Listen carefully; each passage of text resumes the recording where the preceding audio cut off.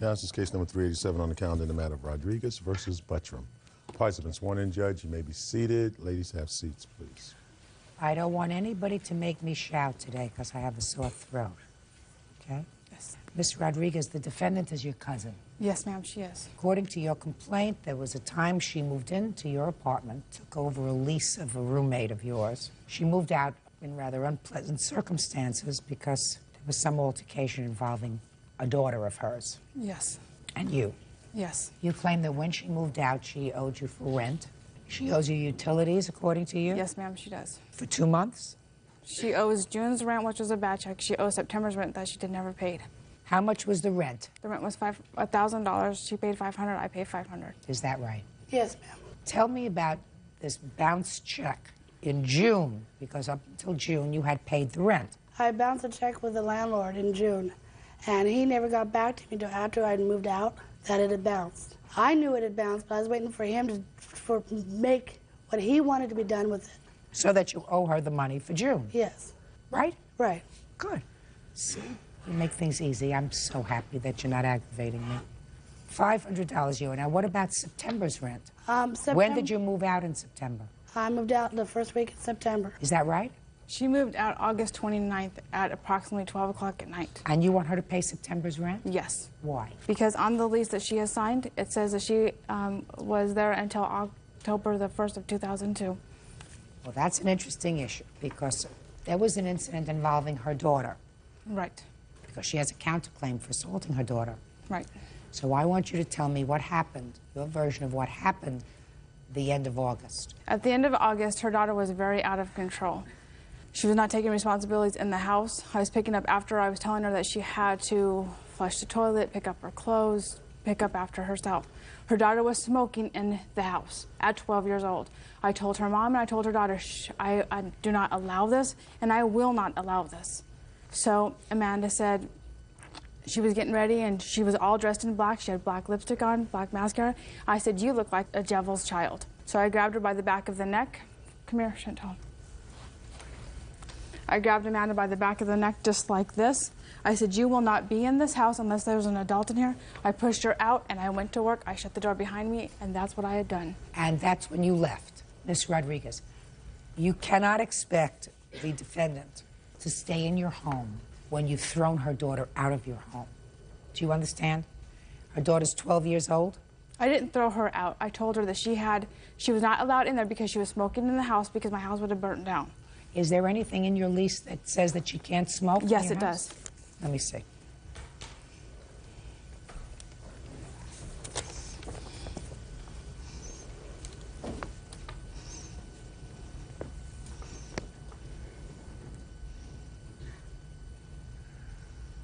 Okay.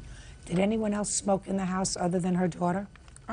Stacy smoked, but she smoked outside of the house, so no. Now, go ahead. On this piece of paper right here, when we moved out, you give 30-day notice, they give you a letter. Well, in the letter where her daughter Amanda was in the small bedroom, there is smoke damage to the windowsill in the house and on the floor in the bedroom. But that's not why you threw her out on that day at the end of August. You threw her out because she was wearing black lipstick, a black No, hat. I threw her out because she got very verbally with me, and she wasn't... She's not responsible for September's rent, madam. You threw her daughter out of the house. She can't be expected to remain in the house while her daughter's out of the house. The only other thing we have to address are the utility bills. What was your arrangement with her with regard to The utilities? utilities were to pay half of everything. Okay, what about the utility bills? I paid utilities up until, I think it was May, when we both bought cars. And we decided to get insurance together because it would be cheaper. And they were going to take it directly out of my checking account because Mary Beth did not have a checking account. Mary Beth, pay attention, don't play with your papers. She's telling me why she didn't pay the utilities after May. When they were supposed to take $320 out of my account for our insurance, and they ended up taking $520 out. She said, just pay it, and I will take it out of your payment for the utilities. Does that sound familiar? I told her for May's, not to worry about May's, that I would pay May's utilities, and I did. Stacy only paid me $200. She owes me $718. This is the cable bill, the public service bill, the phone bill, and the water bill. Does that include September? Yes. Well, take September off. Okay. Take May off, Okay. right? $534.37. How much were the utilities a month, madam? Utilities ran between $30 to $50 for the water bill, $70 to $100 for the phone bill, and between $100 to $50 So for is the what public you're service. doing when you come up with $534 taking the high end or the low end? The high end. Okay. Now I want you to tell me about your counterclaim. Well, when she threw my daughter out of the house, she physically threw out of the house. I have a picture of the marks that she left on my daughter. Step up. Tell me your name. Amanda Bishop, How old are you, Amanda? 12, gonna be 13 in 7 days. Tell me how you do in school, Amanda. Lately, I've been getting lower grades because I haven't been working that hard. Miss Beltram, are you satisfied with your daughter's performance? She's a little lazy at school lately, but for the most part, What about her friends, Miss Beltram? she has no friends. Really? Why Yeah. not? She's just at that stage in her life where she's exploring, she's becoming a teenager and she's... What about her smoking, Miss Beltram? She was smoking in the house, and when I found out she was smoking in the house, I dealt with it. What about smoking at all when she's 12 years old? Well, I don't like her to smoke, but I'm not with her 24 hours a day. There's no way I can completely stop her. Is this your only child? No, I have a 22-month-old baby, too. Other than smoking, do you take anything else, Amanda? Ever experiment with any drugs, Amanda? What kind of friends do you have? I used to have a friend named Emily. She had a mohawk, and Mary Beth didn't like her. I don't have her anymore. I have Brittany, and that's about it. You feel as if, Amanda, that you could benefit with some counseling? Maybe. Did you ever talk to your mother about that? We went to counseling. It was for me and her because we were not getting along well, but we got that taken care of. We have... Yeah, but now you're not doing so well. I'm working on it. Judge Judy continues in a moment. Her daughter had ran away. Stacy literally had taken her daughter and literally threw this little girl on the floor. And later today, Maybe he's not as smart as all your other friends. When he pays Mark's very $220 smart, actually. for 4 tickets, he thinks that he's going to at least get to hear a song, right? And he got to hear nothing. real cases, real people. Judge Judy. Mary Beth Rodriguez says her cousin, Stacy Buttram, owes for rent, utility bills, and for the return of her daughter's videos. Stacy says Mary Beth physically threw her daughter out of the house. I'm talking about the other little things that may be bothering you. Who are you working that out with? My grandma. I talk to my grandma a lot. We're really close. She live close by? Mm-hmm. In walking distance. So you go over there and talk to her? Almost every day. Good. That's a good anchor. You help your mom take care of the baby? Mm-hmm. Change diapers, baby baths, that kind of stuff. Your mom says no. Sometimes, not 24/7. Your mom approve of the way you dress? I don't dress. It's only clothes. She's a teenager. She's going to go through this stage. It's the stage. No, she's not a teenager. Well, she'll be She's not a teenager. teenager. She's 12. 12 is not a teenager. She'll be a teenager in 7 days. But 6 months ago, she was 12. Yeah, well, she's just going through a stage. I want to tell you something, Miss Beltram. It's easy to be a friend to your kids and much harder to be a parent. Well, I try to be both. If you have to make a choice, choose parent, because she can have a lot of friends, but somebody has to give her the right direction. Somebody has to say, these are the rules. While you live under my roof, I own the air that you breathe. That's exactly You what I will tell her do the too. following. This is what you will do. When you get old enough and you can live on your own, you can go and do that, and then you will own your space. Up until that time, I own the air that you breathe. I work, I bring in the food, I bring in the electricity, I pay the rent, I do whatever else is necessary, and you have certain responsibilities. But also, if your daughter is having some difficulty, then what you're supposed to do is explore the whys. I'm glad she has her grandmother that she can talk to. If that's good enough, that's fine. If it's not, I suggest that you get somebody else that she can talk She's to. a really good school counselor, too. She talks to a lot. Okay. Did your cousin hurt you when she put you out the door? She dug her nails into my arm, and she squeezed really hard on the back of my neck. Yeah, well, she has no right to put her hands on you. You understand that? Yes. Okay. So you have no right to put your hands on her, and there has to be, yes. What happened was she came into the house and she was just going to grab something and then go back. And I was on the phone with my mom, and she looked at me and she said that I looked like a demon child, and she asked me if I looked in the mirror that I was ugly, and I told her, I said, "You're ugly, bleach blonde," and she said, "That's it," and that's when she threw me out of the house. She has no right to put her hands on you, and she did. You understand that?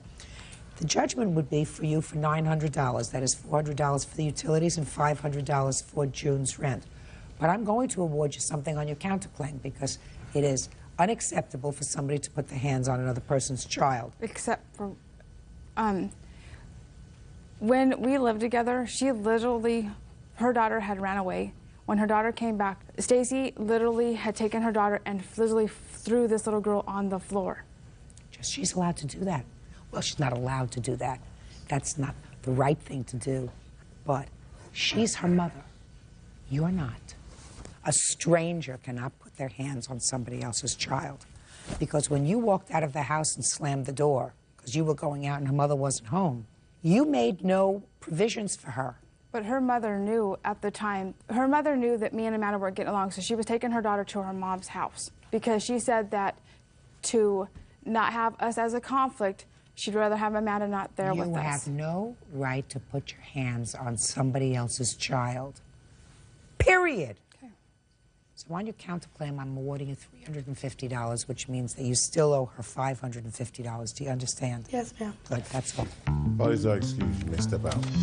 She physically tried to have her dog attack me. I don't want her near my child. My child's terrified of her. We're done. I don't even associate with her, and I will never associate with her. And now the next case.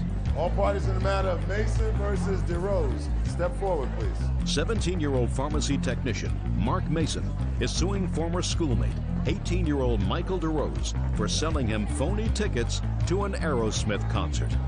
Mr. Mason, it is your claim that the defendant sold you some tickets.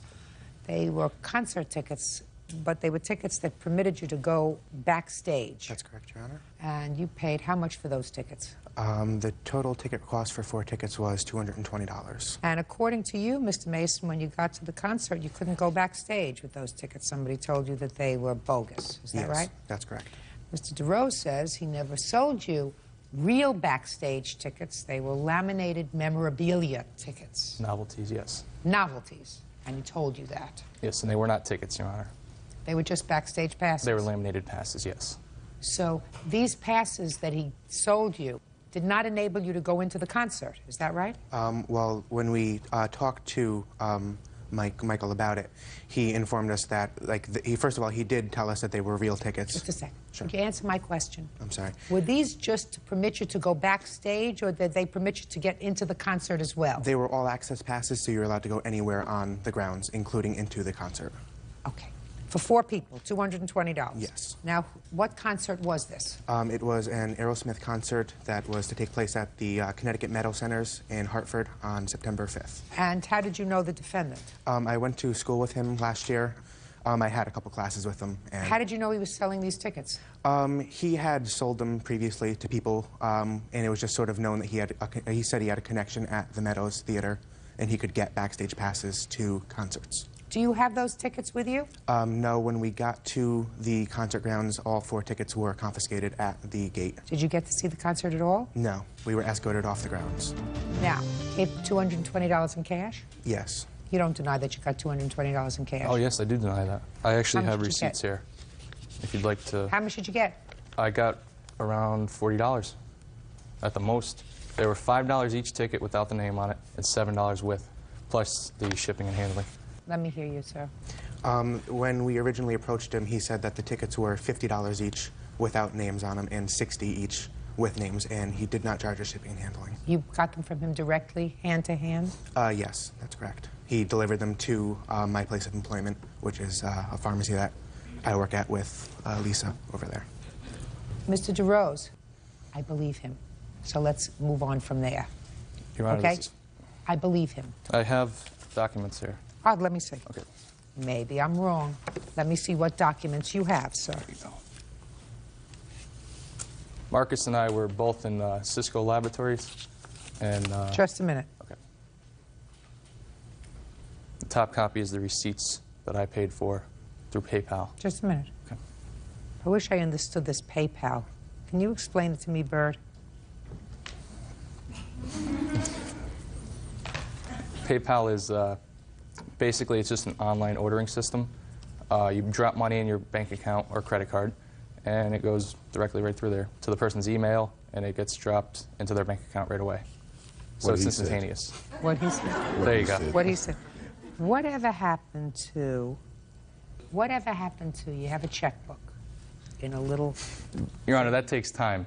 This is instantaneous. Sorry. What happened to those checkbooks? You know, you write a check and then you write something on top and you say check number 1, 2, 3, 4. It's basically an online Right. check. Sorry. We're talking here. I don't want to interrupt. Is that what you use?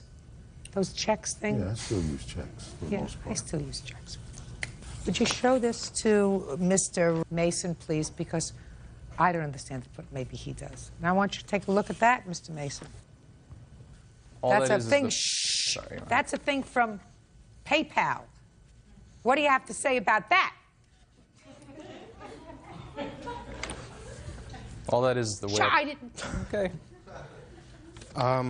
I am actually not involved in PayPal, so I couldn't tell you what this is. I mean, he may have gotten the tickets through this, but... But that's not your. You that didn't is have not anything to my do with receipt, that. No. That's not your receipt. No. You don't know anything about that. Nope. You don't use PayPal. No. Your Honor, that's how I purchased the tickets. I don't care. You purchased the tickets. Who Well, cares about how you purchased the That's tickets? how he got them. What difference does it make how you purchased the tickets? No, the prices are on there what you paid for the tickets, Yes. not what you charged him for the tickets. Well, also you have the eBay listing for the passes. What difference does that make? On there it says these items are novelties. And What? Mark, Let me ask you, what difference does that make? Your Honor, as I was stating before, Marcus and I were in the same classroom, and we're always on the computer playing video games. Oh, get lost. Listen to me. He says he paid $220 for the tickets, and I believe him. I still believe him after you show me this stuff, that he paid $220 for the tickets. They were 4 tickets. He was supposed to go to a concert. He got to the concert. They confiscated his 4 tickets because they said they were bogus. No, they were passes. They were not tickets. That was clearly stated, and everyone that Marcus talked to that actually got into backstage concerts with them knew that they needed tickets. I don't care what anybody else knows. He never Old had Marcus tickets. over here, maybe he's not as smart as all your other friends. When he pays Mark's very $220 smart, actually. for 4 tickets, he thinks that he's going to at least get to hear a song. Right? And he got to hear nothing. Your Honor, Judgment he for the never- plaintiff he and the never amount of purchased $220. Goodbye. Parties are Yeah, goodbye. excused. You may step out. Numerous times we asked the defendant if the tickets were real and if we would be allowed into the concert grounds, and he did tell us numerous times that indeed we would. For $60, that's a little low. He may have purchased them through eBay or PayPal, but he told us that he had a connection at the Meadows that was getting the tickets for us. If Marcus actually had tickets, like he originally stated, maybe it could have been a whole different situation.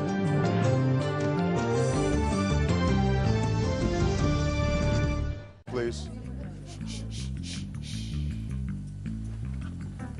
Yeah, this is case number 456 on the calendar, the matter Williams versus Kelly. Parties have been sworn in. Judge, you may be seated. According to your complaint, Mr. Williams, you and the defendant were co-workers. She borrowed some money from you, and this was in October of 2000. Is that right? That is correct, Your Honor. And she signed a promissory note, and she did not pay you back. Easy? That is also correct. The defendant says that because of your actions, she was fired from her job. Because of things that you said about her, she was unable to get another job, and therefore she doesn't feel as if she has to pay you back the money, and she is counterclaiming for defamation. Is that right? Yes, that is correct, Your Honor. The dates become very interesting here. The loan was made what date in October, sir? October 20th, 2000. And what did you need the money for? I needed the money to pay a mortgage payment, And what was the principal amount on the loan? $1,500. Do you have the promissory note? Yes, I do. May I see it, please?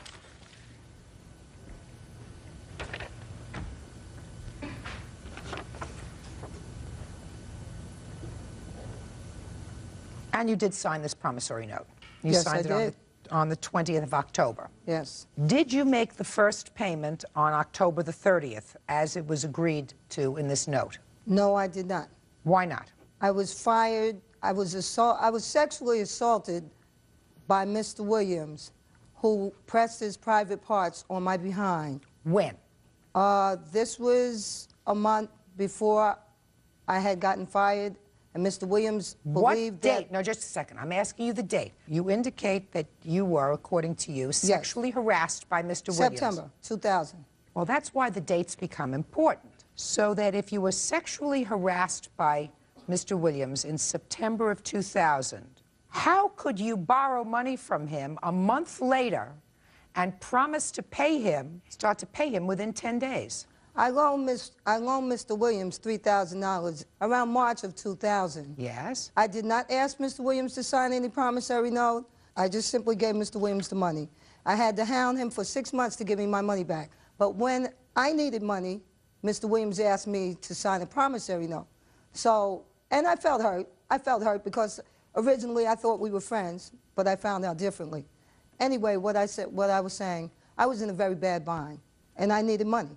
And I borrowed it from Mr. Williams because I loaned him money, so I felt like he should give me money.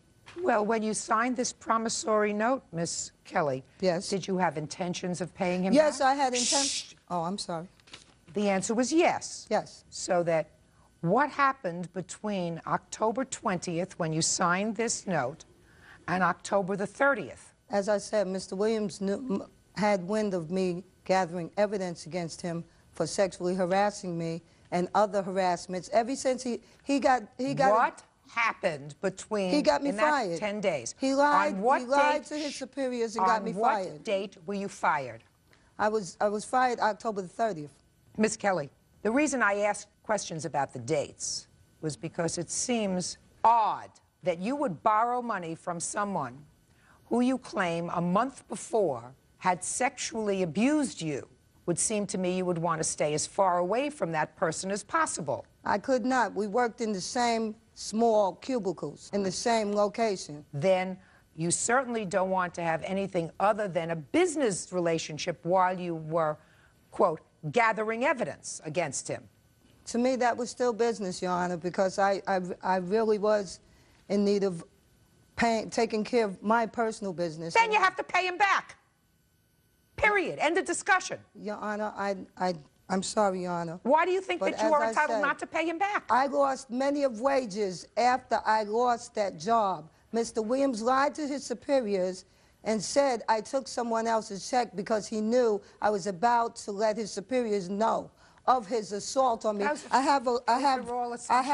have documents that I went to Equal Opportunity, and I made accusations, and I was given a claim. I was given a settlement from the organization that I worked with, showing that he sexually assaulted me. Mr. Williams was the supervisor after I left there. I'm speaking. Don't interrupt me. That still doesn't forgive you from paying back a loan. I didn't have a job. I had no job. Well, it doesn't make any difference. You have to pay him back this money.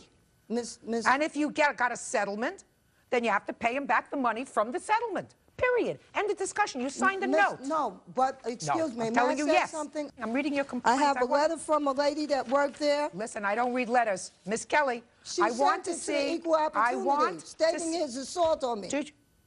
Did you hear what I said? I don't read letters. I want to see the result. This is the complaint that you just gave me, that you filed.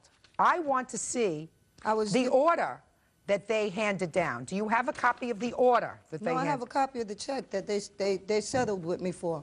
They settled with you for it. And that was a whole year later when my bills were... Just a second. You mean you don't have a copy of the decision? There was never a decision? I was released from unemployment. Would you answer my questions? Excuse me. I'm sorry. You had to sign certain documents, Miss Kelly. Yes, I did. When you received this check. Let me see a copy of the documents you received. I don't have a document with me, Your Honor. All right. Now, of that, just 1 second. I have a letter I presented to them during that time. I'm not interested in your letter. I'm interested in their decision. They had me sign a document releasing me from prosecuting any further. That's correct. That's what they did. Yes. Of course. That's what I wanted to see. That's what I wanted to see. I'm sorry, I didn't bring that letter with me, Your Well, Honor. you should have, because you have a counterclaim against them for defamation. The first thing you say here is that you have a condition of torn cartilage, which may be considered a disability under the New York State human rights laws, and I am a female. Then you say on October 24th, which is 4 days after you borrowed this money, you submitted your request for sick leave related to your torn cartilage, right? Then you go on to say that the reason you were terminated was because of your disability and my sex, having complained of sexual harassment. Why these people settle these claims? It's absolutely ridiculous. You also say here that by mistake I took somebody else's pay and you returned it. It was a mistake, you say, that you took it. And it wasn't a pay, it was a stub. A stub, whatever it was. You signed a release, you don't get any money on your counterclaim. You have to pay them the money that you borrowed. You borrowed $1,500. There's also late fees imposed pursuant to this thing. Wait a minute. $25. May I say something, Judge? I know I'm nervous, but may I state something, please? You're not nervous, Miss Kelly. Yes, I am, Judge. No, you're not nervous. There You're just was trying to a statement. I'm not lying, Judge. Mr. Williams is a supervisor at the company I was working at. I have been seeking employment. I have an impressive resume that I've gone for several interviews for over the last year, and they have to ask him for references, character references. I have not been able to get a job since I left that employ because they have to get references from Mr. Williams, who sabotaged me since then. Miss Kelly, I can make a similar argument that the reason that you cannot get employment anywhere else is because you filed a claim based on the fact that you suffer from a disability, which I'm speaking, don't interrupt me. I'm really very smart. You say you were fired because you have torn cartilage, which you believe falls within the purview of the Americans Disability Act, and therefore you were fired. I'm speaking. That's exactly what you say here. Real cases, real people. Judge Judy. Melvin Williams says former co-worker Jackie Kelly owes for an unpaid loan to pay her mortgage. Jackie claims Melvin sexually assaulted her and then got her fired. She says she's not going to pay. It's exactly what you said here. Judge, you said. Can I say something? You say. I'm speaking. I believe the real reason for my termination of my. I'm speaking. I can't hear you. For terminating my employment is because of my disability and my sex, and having complained of sexual harassment. Those are your words. I was the only woman at the job. My knee went out that month. Listen to me, madam. I was going on disability for that month. Miss Kelly, before that month, I was not injured, Your Honor. Listen, I'm going to let you speak in a minute, sir. I was not injured. There was nothing wrong with me. Listen to me very carefully, madam. You're not listening to me.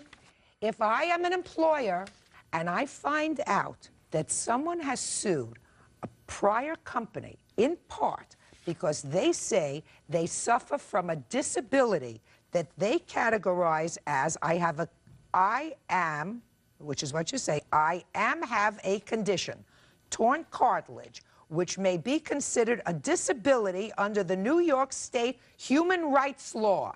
That's the first. I have a letter here from the doctor. I went for surgery on the 17th of November of 2000. I did not have a disability until then. That's when I was requesting a disability. Did you? I did not have the disability yet. I was going for surgery for that, and that's when I went out. But after I was already fired before that even took place. This I complaint stated that is to in the your equal file, opportunity. Miss Kelly. There's a letter stating that there was a lady that was a witness to the fact that Mr. Williams sexually harassed me. Pay careful attention. I have zero sympathy for you because you borrowed money from him after you say $3,000 before that. After you say he sexually harassed you. I have zero sympathy for that. If you say he sexually harassed you and you were compiling evidence against him, I was. We go forward again. I was compiling evidence. Hey, who do you think you're joking with? You're joking with me. You're joking with me that you don't borrow money from him and sign a promissory note that you have no intention of paying back. Judgment for the plaintiff in the amount of $1,525 pursuant to your complaint, sir. Do you understand? Yes, I do, Your You're Honor. getting back your money. Your counterclaim is dismissed. Goodbye. Parties are excused. You may step out. He's lied and defamed my character. over the last year, and I really think it stinks. The main reason she got fired because she opened up somebody's paycheck and she wanted to lie about it. And then she wanted me to cover for her. And now the next case. All parties on Evans versus Tracy. Step forward, please. 26-year-old handyman Tony Evans is suing his former friend, 31-year-old landscaper Audra Tracy, for the value of a stolen money order. Mr. Evans, according to your complaint, the defendant was a friend of yours, and there had been times, because she didn't have a checking account, that you cashed checks for her. Yes, ma'am. On this particular instance, she came to you and told you she had a money order and asked you to cash it for her. You did. Yes. And several days later, you were notified by your bank that the money had been withdrawn from your account because the money order had either been stolen, reported stolen, or a stop order had been put on the money order. Is that right? That's correct. And you want the money back? Yes, I do. Tell me the circumstances surrounding her request. She called me up on my cell phone and said that the father of her children had come into town out of the blue. He hadn't been paying child support ever, and he gave her a money order for $1,000 and wanted to know if I had cash. I've cashed plenty of checks for her, and I didn't think nothing of it. And when I showed up, she said, well, it's for $1,000, but it's a money order. It's guaranteed funds. You got nothing to worry about. Because up till then, I didn't cash nothing for that amount of money. So I thought about it and said, hey, you know, it's a money order, guaranteed funds. It's not like it's a checking account. So I cashed the money order for her. How did you do that? We went to the bank. She signed the money order that was written to her. She endorsed it. I signed it and cashed it and handed her the money. And in the bank was the last time I ever saw my $1,000. Did she ever tell you about this father of her children before you cashed the money order? I don't know anything about him. Just that you knew she had children? She had children, so obviously they probably have a father, yes. Okay. All right, Miss Tracy, let me hear from you. Pretty much everything that he said, it happened. To me, the money order was a legit check. That's the only reason why I asked Tony to do it, because like he said, he has cashed checks for me prior, because I don't have a bank account. When we cashed this check, I went back and gave the money to Dolan. After that, Tony got a hold of us a couple of days after that saying the bank, you know, he was out of $1,000, we need to get down to it. So we addressed Dolan, both me and him both did at that time, and Dolan got on the phone and was trying to call somebody in Missouri, a friend of his that supposedly put the stop payment on it.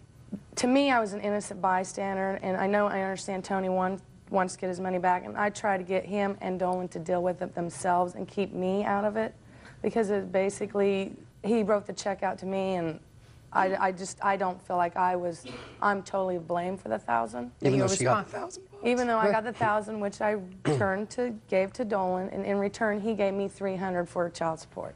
And I haven't received child support from him in like 12 years. So you feel as if Dolan is responsible? Yes, for I the money. definitely do. That's your defense? Yeah. That you're an innocent bystander? Yes. All right. I have some questions for you, Ms. Tracy. Were you ever married to Dolan? No, I was not. But you were in, I assume, a long-term relationship with him? On and off for 5 years. And after he cashed this money order, did Dolan stay with you for a while? Yes, he did stay with me for How about long? a week. And Just a week? Yeah. Okay. Now, tell me what you know about Dolan. Does Dolan work? He's always worked. When I was with him, Has he ever been incarcerated? Yes, he has. How many times? He's incarcerated right now, and I do believe this is his second time being incarcerated. What do you mean you do believe? While you were together for that 5 years, had he been in jail before? No, he was not together in those 5 years, and that's like 12 years ago, so. Okay, but you believe that he's been incarcerated on at least 2 occasions? Yes, yes. Do you know what for? Drug charges. Using, selling, or a little bit of both? A little bit of both. Selling. Little. Manufacturing. Okay. So a little bit of, he's a Everything. bit of an He's entrepreneur, he's a he's a businessman, he's a salesman, and he also uses his own product. Yeah. Is that a fair statement? Yeah, there you go. That'll work. Was he ever abusive towards you? Yes, he was. Was he ever physically abusive Yes, he towards was. you? Prior to him cashing this check for you, not a long time ago, just recently, did you know about Dolan's drug involvement? No, I didn't. I didn't hear or see from him for about 8 years, so showing up on my doorstep, it bewildered me because I haven't seen him in so long. Oh, So. But you did know one thing. You knew that he had been working. Yes. And that he hadn't paid child support. Is that right? Yes. So you knew he was a deadbeat. Yeah. Right? Yeah. And had he seen his children in those years? Nope. So you knew he was irresponsible? Very much. So, Ms. Tracy, let me ask you this question. If you went to Mr. Evans, who was a friend of yours, and said, look, I have this money order. It was given to me by the father of my children, who is a lowlife, irresponsible, deadbeat, abuser, and we'd like you to cash it for us. Do you think he would have cashed it for you? Probably not. So you had information about the person who you were asking him to vouch for by giving him money that he didn't have. Mr. Evans, if she had said to you, here is a money order by this lowlife, drug-abusing, drug-selling, drug-manufacturing, irresponsible, deadbeat person who I once knew 8 years ago, but I haven't seen since, would you have cashed her money order? No, I wouldn't. Of course not. So you go after Dolan. That was my point. Absolutely. Judgment for the plaintiff in the amount of $1,000. That's all. Parties are excused. You may step out. I don't know if she was in on the whole deal, if it was a scam between the two of them. I felt like I didn't get a chance to present my case. It was there, it was fast. She had plenty of time to present her case because she had no case. I'm upset about the friendship that we did have and that we may not have now. They say you can't put a price on friendship, but I can. It's $1,000.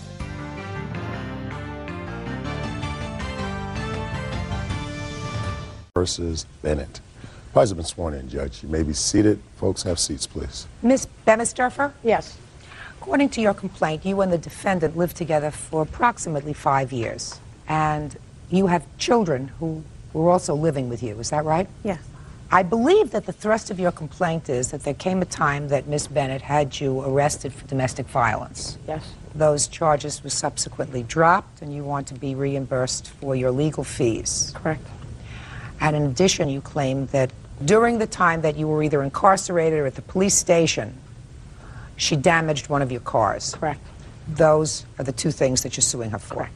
So tell me, on what date did this incident occur that caused you to be arrested? May 27th, 1999, at 1:50 a.m. Tell me the circumstances surrounding the police being called to the house. I went to work in the morning time, and I decided I wanted to move out, that I wanted to end the relationship. I called her up at lunchtime. I called her mother. I went to my house at lunchtime. Her mother came there. Her mother said that she can go live with her mother because I was the one paying the rent. She was not working. I was paying all the bills. She said she didn't want to leave. Her daughter didn't want to leave the house. Her mother said, all right, then Linda, you live there. I'll help you pay the rent. So I said, okay, then I'm moving out. Okay, hold on. Let's go slowly. Is it true, Ms. Bennett, that during the time that you were living together with the plaintiff and your children, that she was paying the rent on the house where you were living? We shared the bills. We shared. Were you working? Yes, I was. I was working at a hospital. Yes. Part-time. It was part-time. Part-time on and off. Were the majority of the bills being paid by the plaintiff? No, they were split. Evenly? Yes. Okay. Then what happened? So then I went back to work, and I told her when I get home from work, I'm moving my stuff out. I came home, I went to a friend's house and started making a room for me to live. I was going to live in a room. So I got home around 1:50 in the morning, and she opened the door for me. The door was locked, and my TV was gone. All the pictures on my walls were gone. Everything was gone.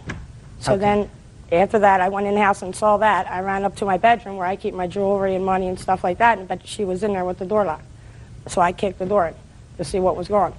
And then she called 911 and said I hit her and had a restraining order on me. When you kicked the door in, she was in the bedroom? She was in the bed. And what happened after you kicked the door in? She called 911. Before there was any further confrontation between No, the I two said, of where's you? my stuff? What did you do with all my things? Okay, and what did she say? Get out. And what out. did you say? Give me my stuff. And what did she say? She called 911, and I went outside and stood by my car waiting for the police to come. So you were actually in the bedroom when she called the police? Yes. Okay, Miss Bennett. Now, had you, in fact, taken out any of those items? Pictures, TV, or whatever, any other items? No. No. Had you taken out anything from the living area, Miss Bennett? Make sure you tell me the truth, please. There was, I don't remember, I can't remember what at that time. Okay, so you can't remember. No, it's Then not- she came There upstairs. there were things in the house that were mine.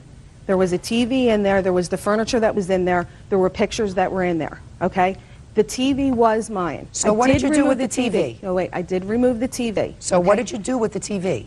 It went to my daughter's house. Okay, so the TV went out. Right. And some pictures went out. There was one picture that went out. There was one. So now you remember. So the TV and one picture went out. And that was the extent of it. That was it.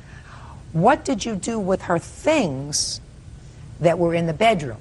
Oh, they were there. Everything was there. Everything. Her clothes were there. She didn't have hardly any jewelry. So did she knock at the door of the bedroom?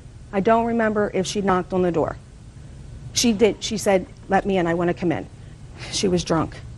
And I've had past experiences where I've been afraid of her.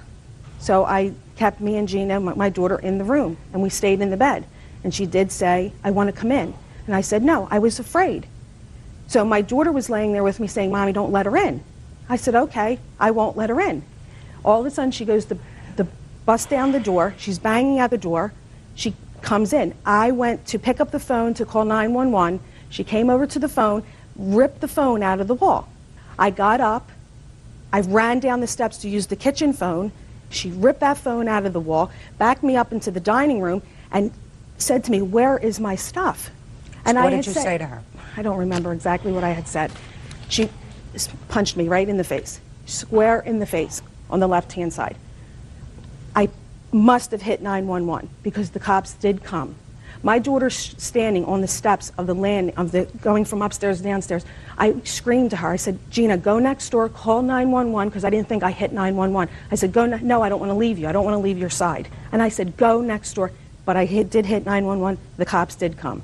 And she did. She waited outside. She was drunk.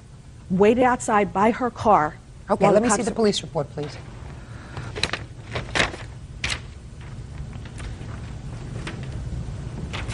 Thank you, Bert. Did you pull the phones off the wall? Yes, I did. Okay, because that's what the officer said. You left that out. Yes, I did. Because I didn't want her to call 911. I wasn't Just a trying to second. hurt her. I just wanted my things. That's not one phone, two phones you pulled off the wall. One upstairs in the bedroom, one downstairs. Correct. Now, let me hear about this car, because that's the second. Okay, I had, on May 27th, the police came, like I said, at 1:50, and they would not let me back to my home. Had you been drinking? Yes, I was moving some things out of a person's bedroom so I could make room for myself, and we were So drinking you while we had were... been drinking? A couple beers. Okay. I had some beers. Okay. Go ahead. And so they came to the house at 1:50 in the morning, and they would not let me back at my house that night to get my car. I have a Well, you couldn't drive anyway. You had been drinking.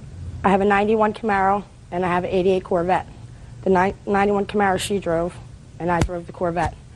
I came back to pick up my cars with some friends of mine at 7:30 in the morning on my way to work, and my Corvette was totally scratched and 5 pounds of sugar in a gas tank. Did you notify the police that someone had vandalized? I called the Berlin Township Police. That's not where we live, and they said if you didn't see or do it, there's no sense in us writing a report. But I mean, it was fine at 1:50 when I left it. 7:30 in the morning it was totaled. When had you last driven it? I drove it right there to the house. You mean you drove the car after you'd been drinking? Right. Not smart. Judge Judy continues in a moment. I want to tell you something. I believe you. She's making up everything. Listen to me. I believe you. I do. Okay. I have a... Shh. Real cases, real people. Judge Judy. Patricia Bemisdorfer says ex-girlfriend Linda Bennett had her falsely arrested and put 5 pounds of sugar in the gas tank of her Corvette. Did you do anything to her car? I didn't touch that girl's car. And the thing, There's police at the house. Shh, just a minute. Go ahead. The thing is that in the morning, she came and she drove that car away. She's saying somebody vandalized that car during that time period. She drove it away. We had a car, we had a 91 Camaro, it was in her name. That was a gift to me. It was in her name, that was a gift to me. She let me use that car. She did take it away that morning. Her and her niece came and did take the car away. They both, her niece drove the Camaro away, she drove the Corvette away. Okay? That's another thing, she drove it away. When did the car break down? after I went to lunch. It takes Sugar a little while to get through the engine of the car. It doesn't break down. It was 7:30 in the morning. I couldn't see the scratches. I went to lunch, and on my way back to work from lunch, it broke down. The car would not run. I had to have AAA tow it to the garage, and they said there was 5 pounds of sugar in it. Not even 2 pounds, 5 pounds. And and the white car I let her use after we broke up. I still let her use the Camaro because I felt bad because she has a child.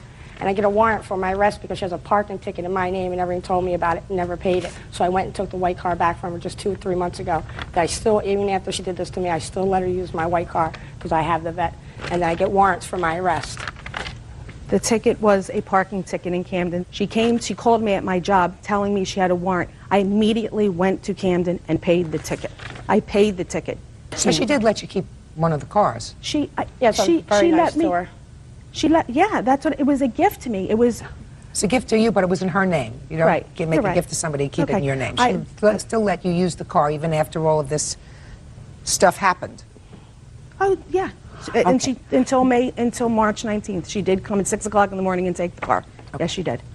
Can you tell me what happened with the restraining order in the assault case that was filed? What happened? Yeah. I placed a restraining order again. I wasn't going to do it.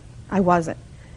And then I thought about my daughter. She was crying. She was at the police station with me, sitting here right next to me. I don't want her to come back. The cops were saying if she don't put a restraining order, she can come back, do whatever she has to do or wants to do. So I said, okay, I'll do that. I'll do that. And then she did stay away from me for a couple of days, and then we started to talk, going back and forth, talking to each other, being civil. And yes, I did drop it because I thought I did. I did drop it. Can I make a comment? Yes. If she's so afraid, if I had a 6-year-old child and I knew my child, you're so afraid of me, I would have moved out a long time ago. There was never a complaint. I've never touched her, and I didn't touch her that day. If you're so fearful of me, you should have moved out a long time ago if I'm so mean to you. Don't talk to her. I Let never us laid my assume- hands on her. Let's eliminate from this mix the punch in the face, okay? Let's eliminate that. You came home at 1:30 in the morning. You had been drinking. You came into your house and you found a television missing and at least one picture missing. And you had been living together as a family for 5 years, right? Right. So you were angry.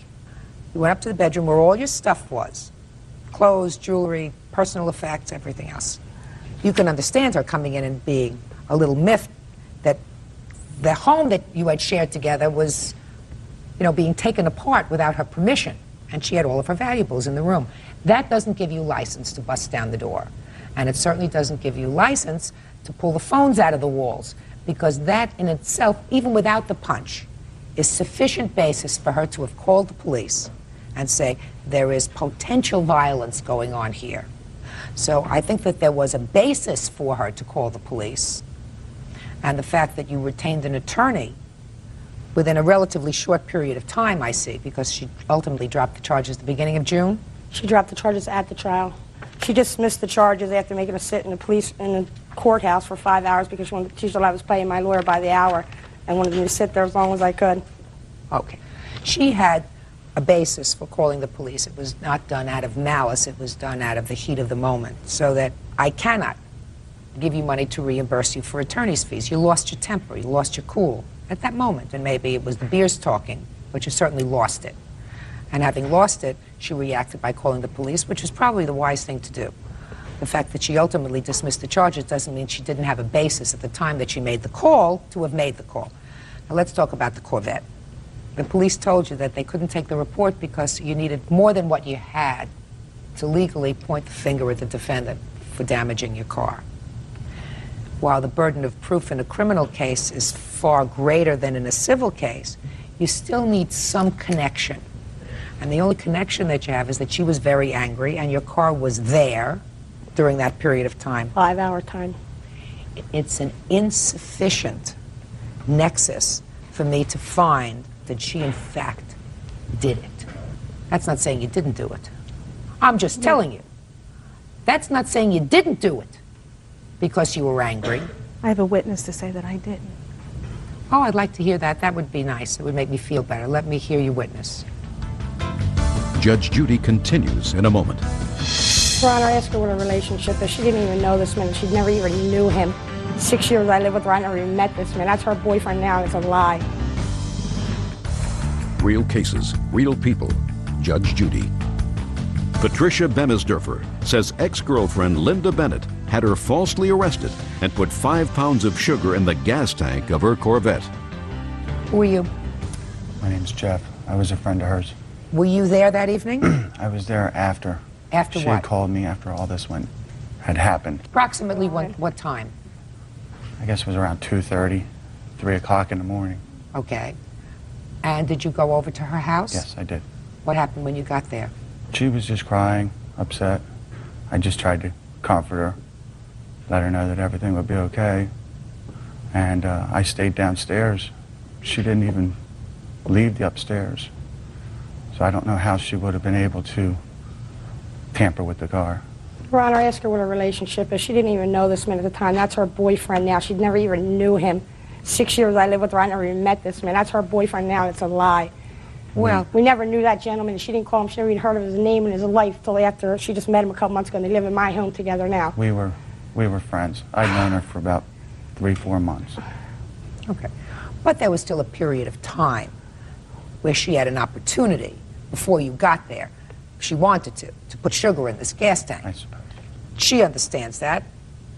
As I said, I don't know whether you did it or you didn't do it, but I know that the plaintiff, unfortunately, needs more than just the opportunity and inclination that you had to prove a case in court. Have you had nothing to do with each other in the last year? No, Your Honor, I do. She still will not give me anything I own. All my personal things, it still will not give me. But you're not suing for any of those things. Correct. So I know that you're very angry, so let's see if we can perhaps resolve this relationship and finally put a period to it. Okay, what else do you have there? I have gym equipment, about $1,500 worth of gym equipment that I never was able to have. Okay. I have Shh. Do you have her gym equipment? It's my gym equipment. It's my, Your Honor, it's mine. It was a gift. Just a second. Shh. Who purchased it? Who bought it? Who spent the money for it? I did. Did you, in fact, buy it for her? No. You bought it for you? It's mine. I bought it. Well, that's what you said. Yes. You bought it for you? For myself. It was my Christmas present from her to me. I want to tell you something. I believe you. She's making up everything. Listen to me. Listen to me. I believe you. I do. Okay. I have a... Shh. What else does she have there that... She has boxes of my personal things. I have a sister that died in a car accident with a hairbrush with her hair, and I can't even have that. My dad's wild's deceased. She won't give me that. I mean, just personal boxes of all kinds of stuff. I have a swimming pool there. What kind of swimming pool? It's a above ground 12-foot by 36-foot swimming pool. What are you going to do with it? Put it in my friend's yard where I live now. It's mine. She's saying she paid half of everything. Make her show you her W-2s. I'm not. Listen, you're not suing for these things, madam. So what I'm trying to do is make you feel more comfortable, if I can, before you leave. So let me tell you something. I only believe a portion of what you tell me, Miss Bennett. Okay. So you would be very, very wise if you want to get on with your life and not have this lady permanently feeling angry that you have not done the right thing. When she, it seems to me, has, at least in part. She let you use a car. You needed it for your daughter to take her to school, even after you had her arrested. She didn't come and take the car until she got a warrant. So she's not a bad person. So she wants certain things from the house. Judge Judy continues in a moment. Now, do you have boxes of her things? There isn't anything there. When she took everything out of the home, when I walked, I had left the home for 3 or 4 hours. When I walked into the home, I was left with a love seat. That's all I had. The problem was, Your Honor, we were going to try to get back together. I had another place. We were going to work things out and try to get back together. I just needed the living room set to sit on, so I left my other stuff there. Okay, well, clearly that didn't happen. It didn't happen, and after she found out it wasn't going to happen because I met this girl and I moved in with her, she decided she's not giving me anything now. Put a period. It's over. And she has everything I ever worked for and ever owned. Unfortunately, A, your lawsuit sought redress for 2 things. For your lawyer's fees and for damage done to the Corvette, not for all these other things. So I was merely addressing those things in an attempt to make things nice so that you could move on. I see I can't. She had just cause, as I indicated, to call the police. That part of your lawsuit has to be dismissed, and there is insufficient proof, even though I have my reservations about it, but there is insufficient legal proof that she actually caused damage to your car, so your case is dismissed. That's all. Parties are excused. You may step out. Judge Judy continues in a moment. Just told the truth, and what she ruled on, it was good. She needs money, she wanted money, and I was a target, and she used me as the target. I want her to leave me alone. I'm happy. I want her to just leave me alone.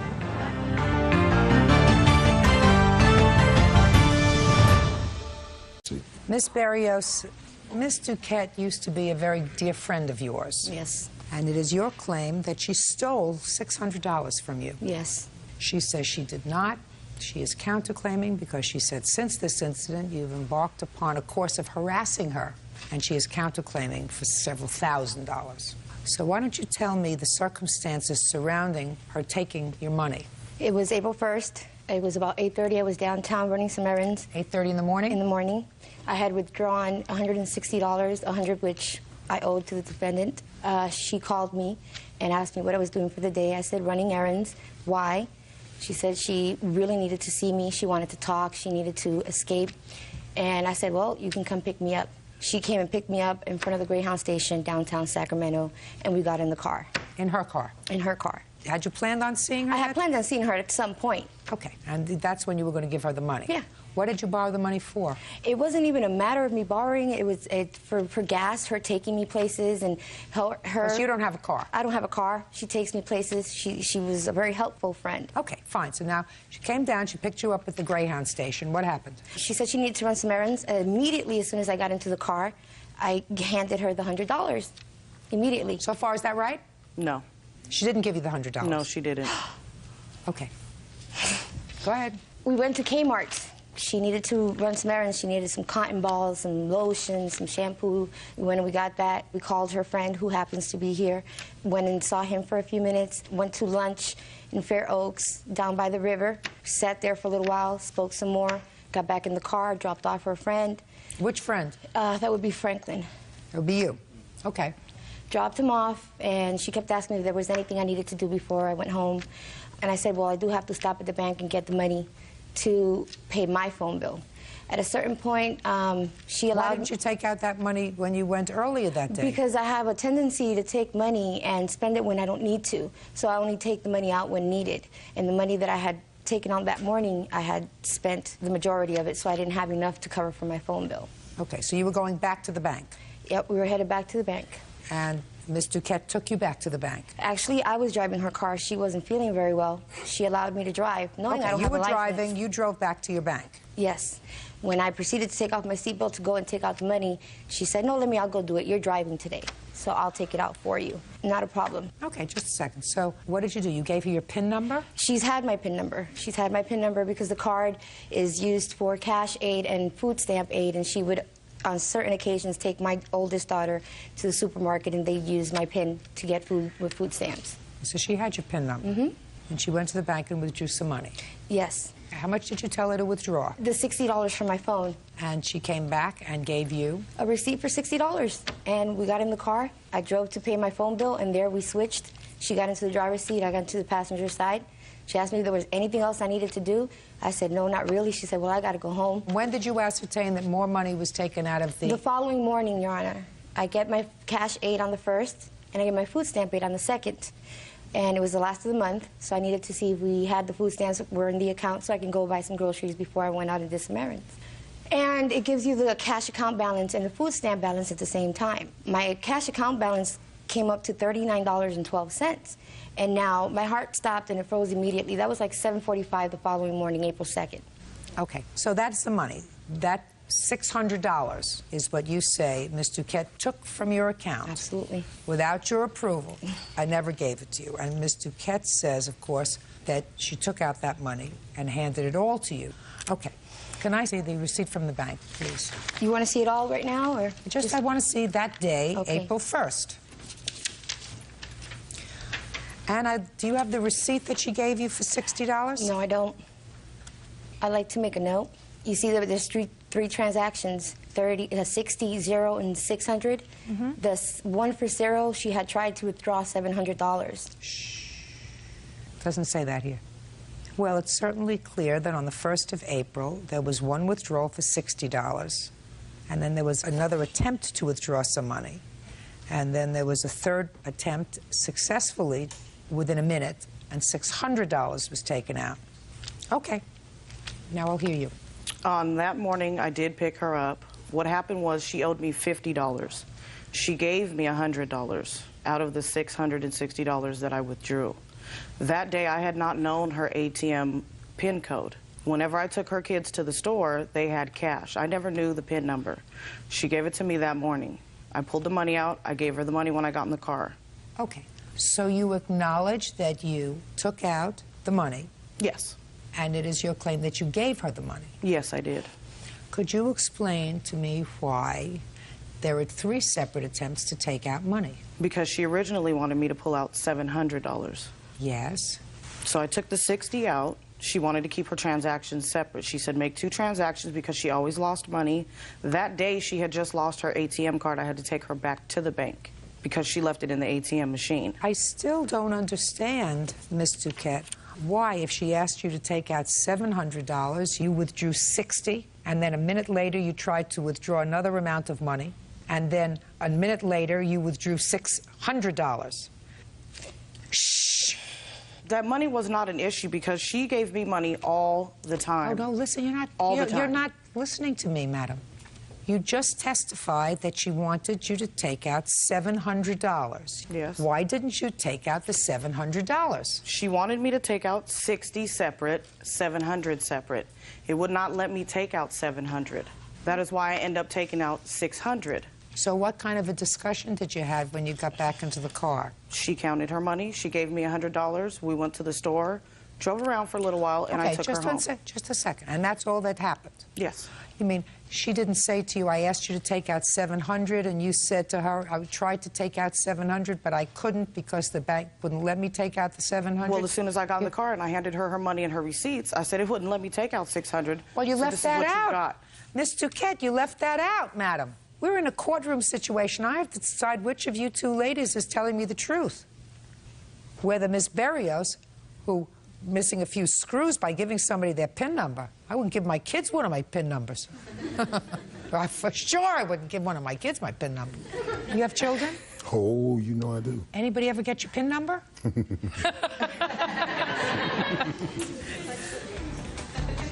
Judge Judy continues in a moment. You couldn't breathe. You couldn't catch your breath. You were overwhelmed. You realized that I don't expect to hear from you, so keep your mouth shut. And later today, You didn't turn anybody away because her daughter was there? No, I didn't. So what are you suing her for? Why are you wasting your time? real cases, real people. Judge Judy. Christine Barrow says former friend Nicole Duquette stole money from her bank account. Nicole is denying the charge. Now, I read your complaint very carefully. You confronted her about this the next day. Tell me what happened. Tell me what happened when you confronted her, Ms. Berrios. Okay, that morning I called to see if my food stamps were available. You told me all of that. Okay. You got that. You couldn't breathe. You couldn't catch your breath. You were overwhelmed. You realized that you had $30 left in your account and the other money was gone and you didn't have it. Absolutely. So you picked up the phone and you called her. I picked up the phone at 9:30 and called her. And I said, Nicole, tell me that you took out the money because you were afraid that I was going to spend it for the rent. In that case, I can just go pick it up, put it in a money order, and come pay my rent. And she's like, what are you talking about? I'm like, what do you mean, what am I talking about? You took out money yesterday that you weren't supposed to, and I'm hoping and praying that it was for that purpose only, because she's always been a good friend. And she said, I don't know what you're talking about. Shh. I'm going to get to you. Okay. Go ahead. So she got on the phone. I asked her after I said, no, I have the proof. You made 3 transactions at the bank while I was sitting in the car in the driver's seat. I've already got the times, the amounts. I need to know where my money is. That's my rent money. And she says, oh, well, you know, I thought I'd have it back to you by tonight.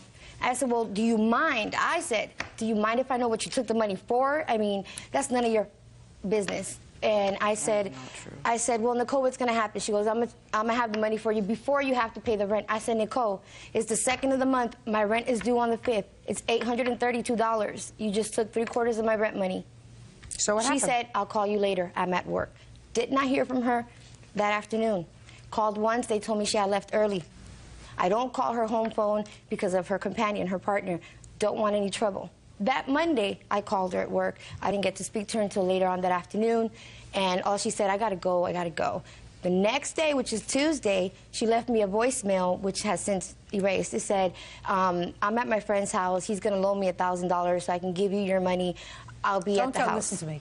Voicemails shouldn't get erased if they acknowledge a debt. I know. I didn't know. I Then don't I didn't know repeat how to it. say it on the Listen phone. to me. Don't repeat it to me. Okay, well, that afternoon she says, well, my friend didn't come through for me. I'm going to see if I can go sell my car rims. Okay, and is what you're telling me that these conversations never took place? Never. Okay. Now, let's get to your allegation of harassment. When did the harassment start, Mr. On K? April 8th, What the day happened of my on- girlfriend's mother's memorial, she called my house acting like she was a private detective. Okay. It was a man that called, which sounded like a young man, according to her, who answered the phone. So you didn't take this conversation? No, somebody else did. Step up. Tell me your name. Esther Henry. All right, Miss Henry, you took a telephone call on the 8th of April. Yes, I took several telephone calls. Did you make any phone calls April 8th? Nope, not to her house phone. Absolutely not. Okay. Did you know who had made those phone calls? At first, I didn't. It was the day of my mom's memorial. Okay, so you don't know who did. At first. Just for my own information, what did the person say? Okay, on the first call, it was a younger voice, but kind of disguised, and he said, I'm detective from the police department. Is Nicole here? So I'm like, no, she's not here. Can I take a message? And he said no, and then he hung up. Then he called back. Different voice this time. And in the background is F this, F that. Is Nicole there? Is Nicole there? No, she's not. Then a lot of harassment, cussing on the phone. You better get her. She's in for it, you know, and all this stuff. And What was it? Just a second. What do you think that was about, Miss Henry? I don't have a clue. Okay. Anything else you have to testify to? Yes. Then the third call, the plaintiff outright said who she was. Yes. This is Christina. Yes. Is Nicole there? And I said no. Well, she owes me some money, and I want my money. She told me she was going to pay me back. She didn't pay me back yet, and I want my money. If she doesn't give me my money, then I'm going to call the police. And I'm like, okay, well, can I take a message down and, you know, tell her? That was the message. Just as what part of what she said didn't you understand? Listen to me. That was the message. She said it's the 8th of April. She's supposed to pay me back some money. If she doesn't pay me back the money, I'm going to the police. That's what she said. Yes. So you understood the message. When I say message, I'm like a phone number so she can call you back. I got that part of the message. I got it too. I did. Anything else you want to tell me? No, that was Good, about it. perfect. Sit down. I even have an email here from her. This is not the first time that this has happened. I've known her since 2001. She worked at my job. Okay. She was trying to have a relationship with me, and that was her way of trying to get me by giving me money all the time. Okay, so let me ask you this question. So, Ms. Duquette, listen to me very carefully. Is what you're saying to me that she was trying to endear herself to you by being generous with you with money? In fact, she even offered. Yes. Yes. Me, right? Yes. And that in the past you had, in fact, taken money from her. In the past, you had taken money from her. Did she ever complain about it? No, because I always did something just a for second. her. Did she ever complain about it? No. How long have you been with Miss Henry? For a few years. And I don't expect to hear from you until I'm looking at you, so keep your mouth shut. So far, you're not losing. Can you tell me why you think, after somebody had been generous with you, given you money in the past, why she would say that you stole the money this time? Unless maybe she's having a psychotic attack, is that right? Well, she was on medication. Oh, okay. I don't buy it, Mr. Duquette. I think you took the money and you thought maybe you could get it back to her, or you thought this is somebody who really had a thing for you and you would get away with it. You took the money out of her account and you did not give it to her. Judgment for the plaintiff in the amount of $600. That's all. Your counterclaims dismissed. Thank you, Your Honor. Parties are excused. You may step out. I'm excited because she was trying to come in here with an ammunition of false information. A lot of the reasons why I got money from her was because I did favors for her. I trusted her. Now all of a sudden she's a scorned woman because she wanted something that she couldn't have. She bonded with all 4 of my children, and she's nothing but a liar. I helped her get a backbone. She always said, you know what? Be a woman about yourself. Being a woman about myself now, aren't I? And now the next case. All parties in the matter of Powell versus Methforce. Step forward, please. Child care provider LaWandria Powell is suing her former client, teacher Betty Methforce, for unpaid babysitting fees. Betty claims LaWandria coerced her 14-year-old daughter into signing a contract. Ms. Powell, you are a child care provider, and according to you, the defendant owes you some money for taking care of her child. Yes. The defendant says she paid you what was agreed, not a penny more. How long have you been a child care provider? I received my license on January 5th of this year. And you take care of children in your home or outside? In my home. How many children? I'm licensed to take care of 8. What age group? Newborn to 12. How many people work for you? Just myself. You can take care of 8 children by yourself in your house? No, I never have 8 all at one time. The majority of the kids that I keep are in school, so they're in and out. When were you contacted by the defendant? We met on August 23rd at a Jump Start program where both our 5-year-olds were to start kindergarten. And she made the statement that she needed assistance with child care or her daughter wasn't going to be able to attend school. And I was sitting in front of her. I turned around and told her that I am a licensed provider, and I gave her one of my pens with my information on it. You have a 5-year-old? Yes. Boy or girl? Girl. Did there come a time when Ms. Methors? Yes. Brought her daughter to your facility? Yes. When was that? That same day. We made arrangements for her to come around 11:30 that day. When did you start your program? Not until September the 13th, when the older kids were going back to school. Did she sign a contract? Yes, she did. I'd like to see it, please. Do you want all of the paperwork or just the contract? Just the contract.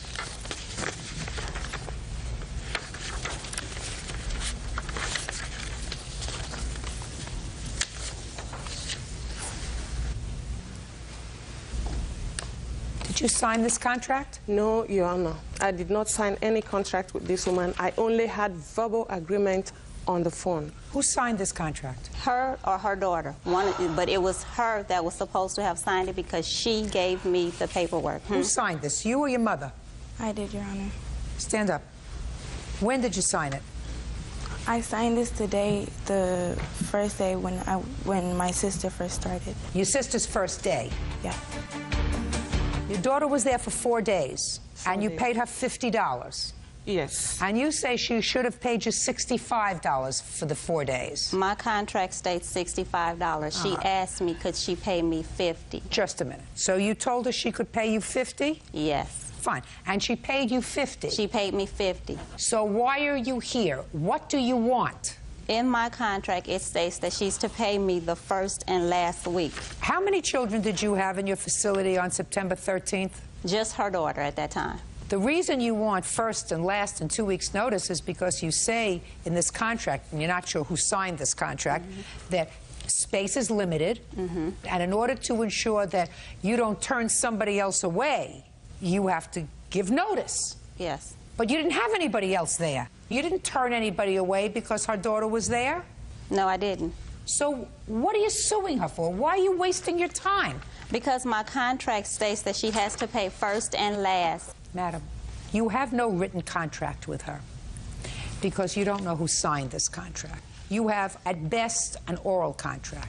My understanding was that she signed the contract. She never told me that her daughter didn't sign. You babysat for 4 days. You got paid for 4 days. There's no reason for you to be here. You should spend your time and devote your time to your business, not for suing people. Goodbye. Parties are excused. You may step out. Judy is perfectly right. She is very, very intelligent. This lady needs to get a job. She is so desperate, she can do anything for money. And she is a disgrace, a complete disgrace to whatever she is supposed to be representing. Someone like her, she needs to be exposed.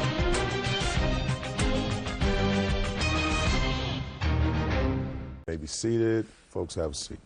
Mr. Simons, a relatively simple case. You want the engagement ring back. Is that right? Yes, please. And Ms. Ream, I've read your answer, and it's sort of like one from column A, one from column B. You have the following defenses, according to what I read. Number one, it wasn't an engagement ring because you never said yes.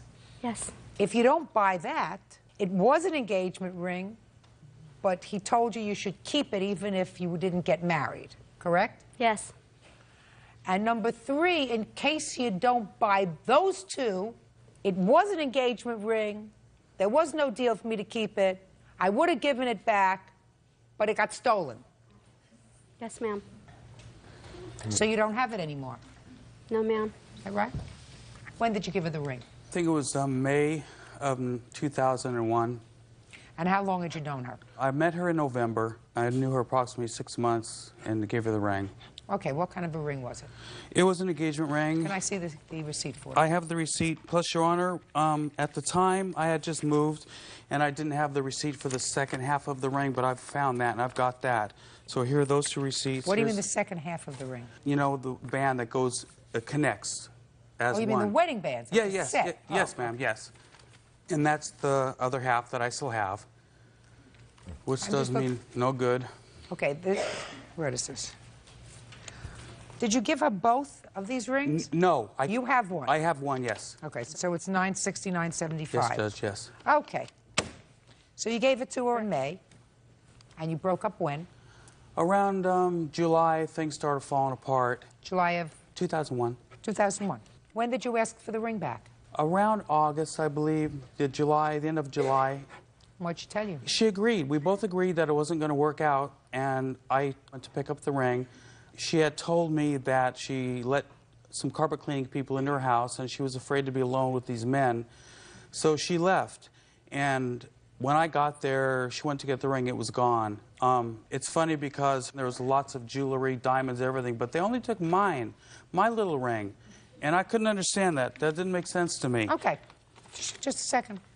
So you broke up in July, and it was a month later that you went over to get the ring. Correct. But you had asked for it when? Probably the end of July. Okay, and she said come over in August. Yes. Well, she kept saying it might work, I hope it works, it might work, it may not work. So we tried, and it wasn't going anywhere. Okay. Now I'll hear you. Like it said, I lost my husband prior to that, and I was very vulnerable. And I'm not interested in that. Okay, I mean, not that I'm insensitive, okay, madam. It has okay. nothing to do with the ring. But, okay, well, we started dating, and I told him I wasn't ready to get married.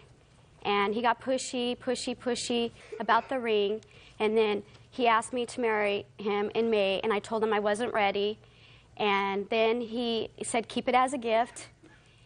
And Baloney. think about it. All right, let's just say nothing. Say nothing. I don't believe that. Go to the next defense. Okay, I put it into my jewelry box for safekeeping, and so then, like he said, I had the cleaners come. I had to go pick up my daughter from school. Should have only taken 15 to 20 minutes, and so I went to pick her up, came back, and there was some coins and a little bit of jewelry missing, and the ring, and he made me call the police, and we made a police report. It's right here, and it couldn't be an engagement ring because he dated other women. He verbally abused me. He verbally abused my daughter. I'm not interested. Okay. But it just was an engagement ring. Sure, it was an engagement ring. It was an engagement ring because he bought not only the ring, he bought the wedding band. I told him I wasn't ready to get married. He told me to keep it. I don't believe you. I don't believe you. You owe him $975. Let me explain something to you. If you have a ring, and if you break up with him, and if you're not going to see him anymore, you give him back the ring. Case closed. I tried to. Case closed. In July, you don't hold on to it and put it in a box for safekeeping. That is, if in fact you put it in a box for safekeeping and you didn't go sell it someplace, which I think you probably did, or you still have it and maybe you're going to give it to your daughter or somebody else. In the meantime, if it doesn't work out, why should he feel as if you've taken advantage of him? Why? It was the other way. He told me he needed money for tires. Constantly always after me for money, all the time. That's what this is all about.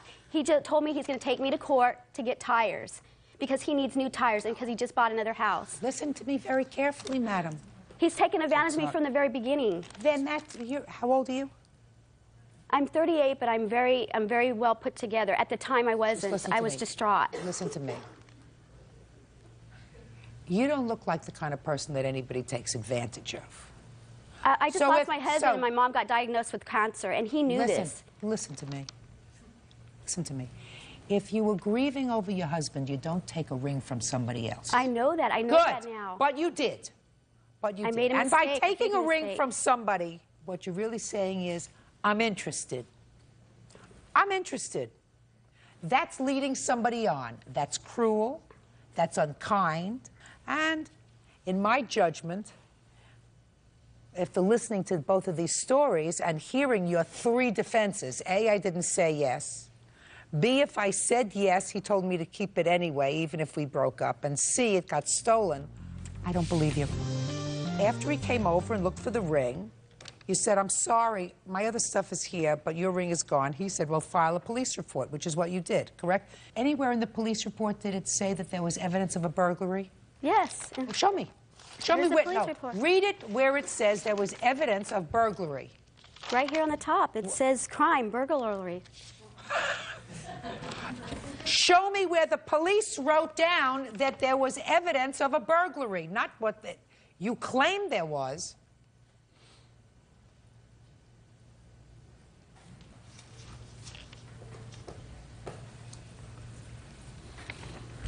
It doesn't say burglary, Right. but it says she opened the top drawer and discovered her ring missing. Right, that's what you said.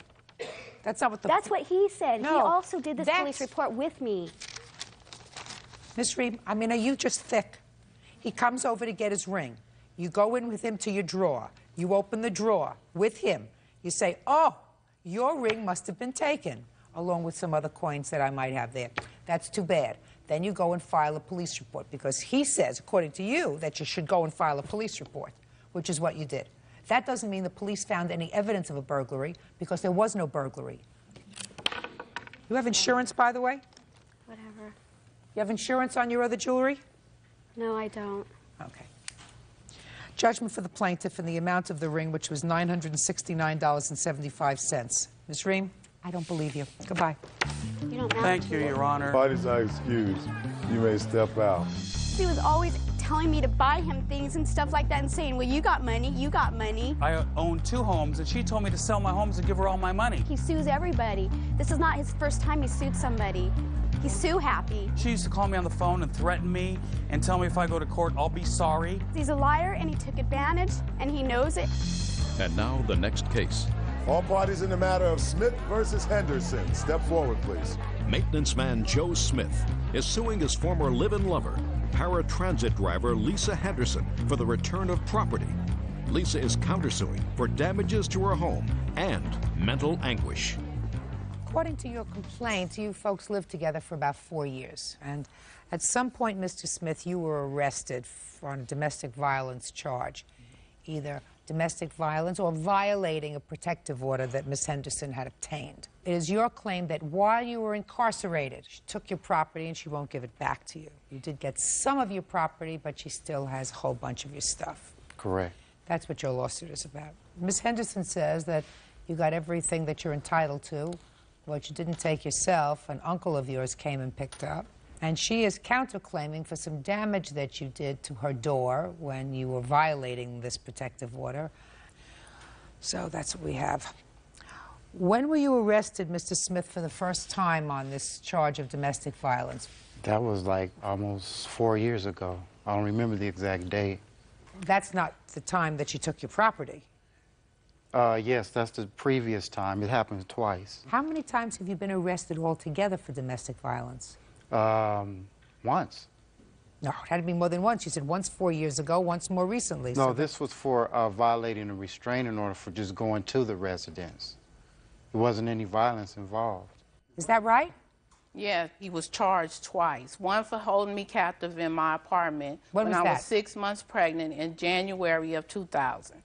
And he was convicted of that charge. We got back together. A and then testament to your good judgment. Yeah. October 17th of last year, I had a restraining order issued to him. 2 hours and 15 minutes later, after he was served, he kicked in the front door. Now, why was another protective order issued in October of 2002? Because we were not getting along in the household. I asked Mr. Smith to leave my house. He was... How long had he been living there? For like 4 months. And we were not getting along. So he's living there for 4 months. You weren't getting along. But no violence. No. The police had to come out one incident in September where he threatened to put a hit out on me. Before that, he said he doesn't like my son and he never will. So I said, you need to get your belongings and get up out of my house. If you don't like my son, you don't care for me. What happened in October? I asked him to give him a certain amount of time to get his personal belongings and give him enough time to move out. Did she do that? No.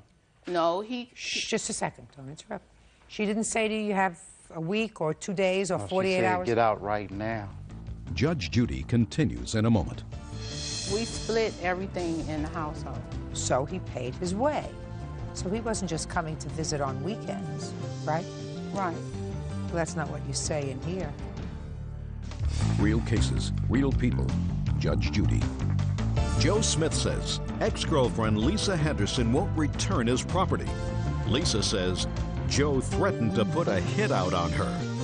What did you do when she told you to get out? I told her I couldn't because I had just paid my rent, PG&E, and cable, and I have the receipts for that. So you were paying the bills? Yes. Some of the bills at Yes. least there. So you said, I'm not leaving because I'm paid up through November 1st. Actually, I told her I couldn't afford it because I just put my money into the household. Okay. But you told me you... Shh, don't speak to him. Speak to me. So that was the conversation. He said, I'm not leaving right now. And what did you say to him? I told him he needs to be out of my house within that Friday. He sits around bragging that he got so many women to take care of him. So I said, call one of them up, tell them to back their car up in here and get your things up out of my house. And he said what? He said, I'm not going nowhere. I'm a legal resident. I'm not going nowhere. You have to get me out legally. Okay. So the next day, I went and filed for a restraining order. Well, Miss Henderson, that's a violation of really what the restraining order is supposed to be about, madam. A restraining order is not something that you use instead of housing court. You had a discussion, you had an argument, you said get out and leave, and he said I'm not leaving. And you said no, you're going to leave, and he said get me out a legal way, and you said what's the best legal way for me to get out? I'll just go and tell somebody he threatened me. And you fill out a paper and you lie, because so far I haven't heard anything about a threat. And a judge looks at it and issues a restraining order. That's an abuse of what a restraining order is supposed to be. I'm here to tell you that. You can't use it in place of housing court that may take a little more time. So I'm sure you knew housing court would take a little more time, so you say restraining order, that takes a flash, and he's out. So then he's annoyed because you get this restraining order and you lied to the judge when you got it. No. Yeah, sure you did. You had to have written something down that wasn't true. When he threatened to put a hit out on me. That was before. I had the police come out for a report. That was before. You were not annoyed about that. You were annoyed because he was bragging about other women and your son, and you wanted him out of the house. Come on, Miss Henderson. So you got the restraining order, and then what did you do? I had Mr. Smith served. And then what happened? And 2 hours and 15 minutes later, he came to the house and kicked the door in and threw the restraining order back in the house. You have a copy of the papers that you used to get the restraining order?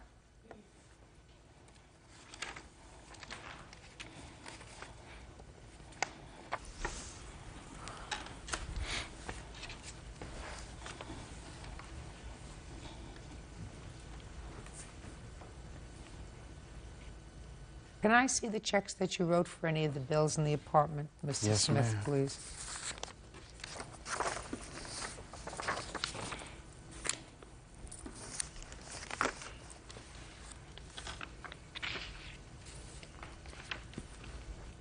How much money did he give you towards rent every month? $100, sometime $97. Did you pay the cable bill?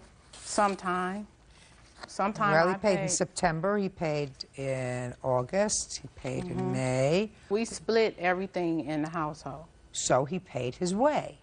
So he wasn't just coming to visit on weekends, right? Right. Well, that's not what you say in here, in your statement to the police. Sometimes I will allow him to stay a weekend or a few days because we were getting along, but then he won't leave. Well, that's not true. Right, Mr. Smith That's got not evicted and asked me to come help him when he got evicted out of his place in Cutting. Our agreement was he was supposed to stay so long to save up enough money so he can get his own place. Well, that's not months and months where he's paying half the rent, paying half the bills, cutting everything in half. So he is a tenant there. Right. Okay. All right, Mr. Smith. Yes. I want you to tell me, sir, what items do you claim that Miss Henderson has that belong to you? Everything on my list that I have here. Well, let me take a look at the list. Okay.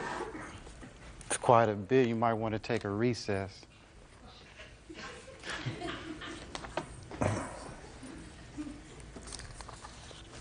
Show this to her, would you please, Bert? No, I have my list, Your Honor. And this is the list that we had in November 22nd when he was incarcerated, and he gave it to me. Who wrote that list? He did. Oh, then let me see that and list. he got a different total from what he has on there. Oh, fine. Then let me take a look. And the check, and what you've crossed out is? The things that I gave to Larry in So November. you still have the other things? Because those are the things that he gave to me by him bringing it into the household, which is a gift to me. No, it's not a gift. None of these things are gifts. I want you to listen to me. None of these things are gifts. Everything on this list that he prepared, so I won't look at this list. This is the list he prepared. You make sure are boxed up because he's going to send somebody to get them. Do you understand? Yes. No fooling around.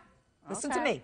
If you're frightened enough of somebody to seek the court's assistance in getting a restraining order against them, you want everything that you have that might cause them irritation out of the house. You didn't have these things before he moved back. Now you're going to give them back to him, and the only contact you're going to have with him is over visitation or contact with a child that you share in common. So stop acting stupid. Judge Judy will continue in a moment. Now let's talk about him busting down your door. He knocked down the door, Miss Henderson. Was that after you had him served with the protective order in October? Yes. Then he, I don't think that was the right thing to do, to knock down the door. It also wasn't the right thing to do to file a false police report, which you did. So you do not get your door fixed as a lesson not to abuse the court system. That's it. Good. Goodbye. Bye. Thank you. Parties are excused and they step out. All the abuse that me and my kids was going through in the household, I was asking Mr. Smith nicely to leave on his own, and he was saying he's not going to leave. She just said whatever it took to get a restraining order because she didn't want to go about it the legal way. A lot of things he lied about, and we can't get along. That's it. The relationship was good for about 2 weeks out of 4 years. That's it.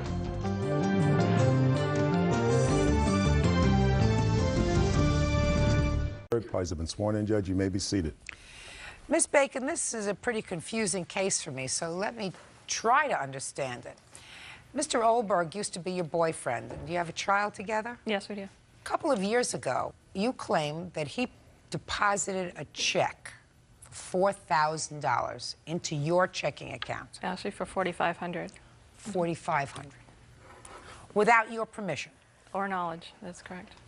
Then he told you about it, Mm-hmm. and he said, well, I did it already, and I'm sorry, whatever he said. Could you take out the money for me? Mm-hmm. And you said, okay. And you went to the bank, and you withdrew $4,000. $4,000 of the $4,500 and gave it to Mr. Olberg. Yes. Then you say that you were notified that this check that he deposited never cleared. Yeah, that's true. So you want the $4,000 back. Exactly. I don't know what he says. I read his answer, and I'm not exactly sure what he says. But I have a few questions for you. Mm-hmm. On what date did he deposit this check in your account? I'm not sure the date. The date on the check was February 14th. Well, your bank statement would show you on what date he deposited it in your account. Yes, I don't have that with me. I do have a copy of the check that was deposited, though. How much money did you pay back to the bank? I paid them back $600, and I have a receipt for that. Let me see it. Also attached to this is the letter from the bank stating what the unpaid balance is. I don't care what the letter from the bank is. We're talking 2.5 years ago. Let the bank go after him. I don't understand why you're here looking for $4,000.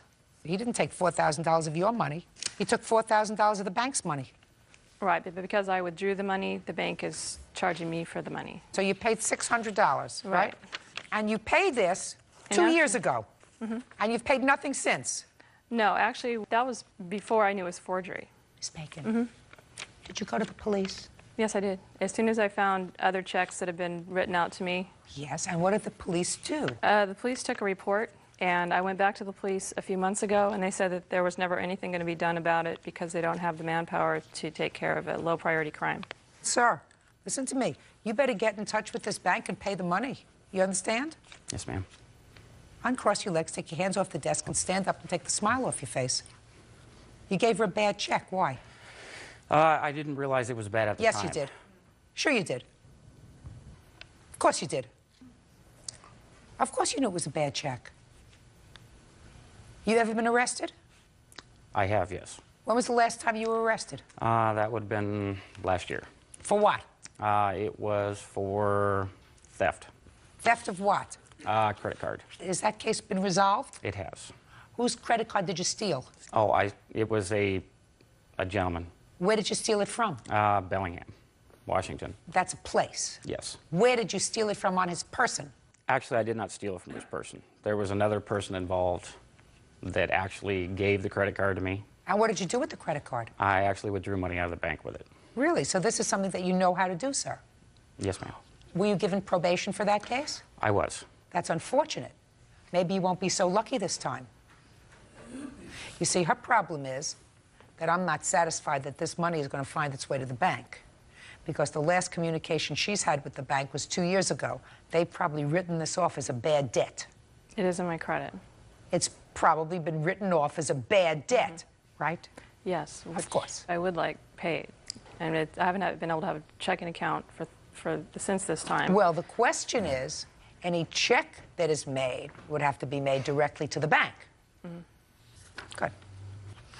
Now, Mr. Olberg, I'm going to give you about 30 seconds to tell me why I should not order a check by you to Washington Mutual Bank for the amount of $4,083.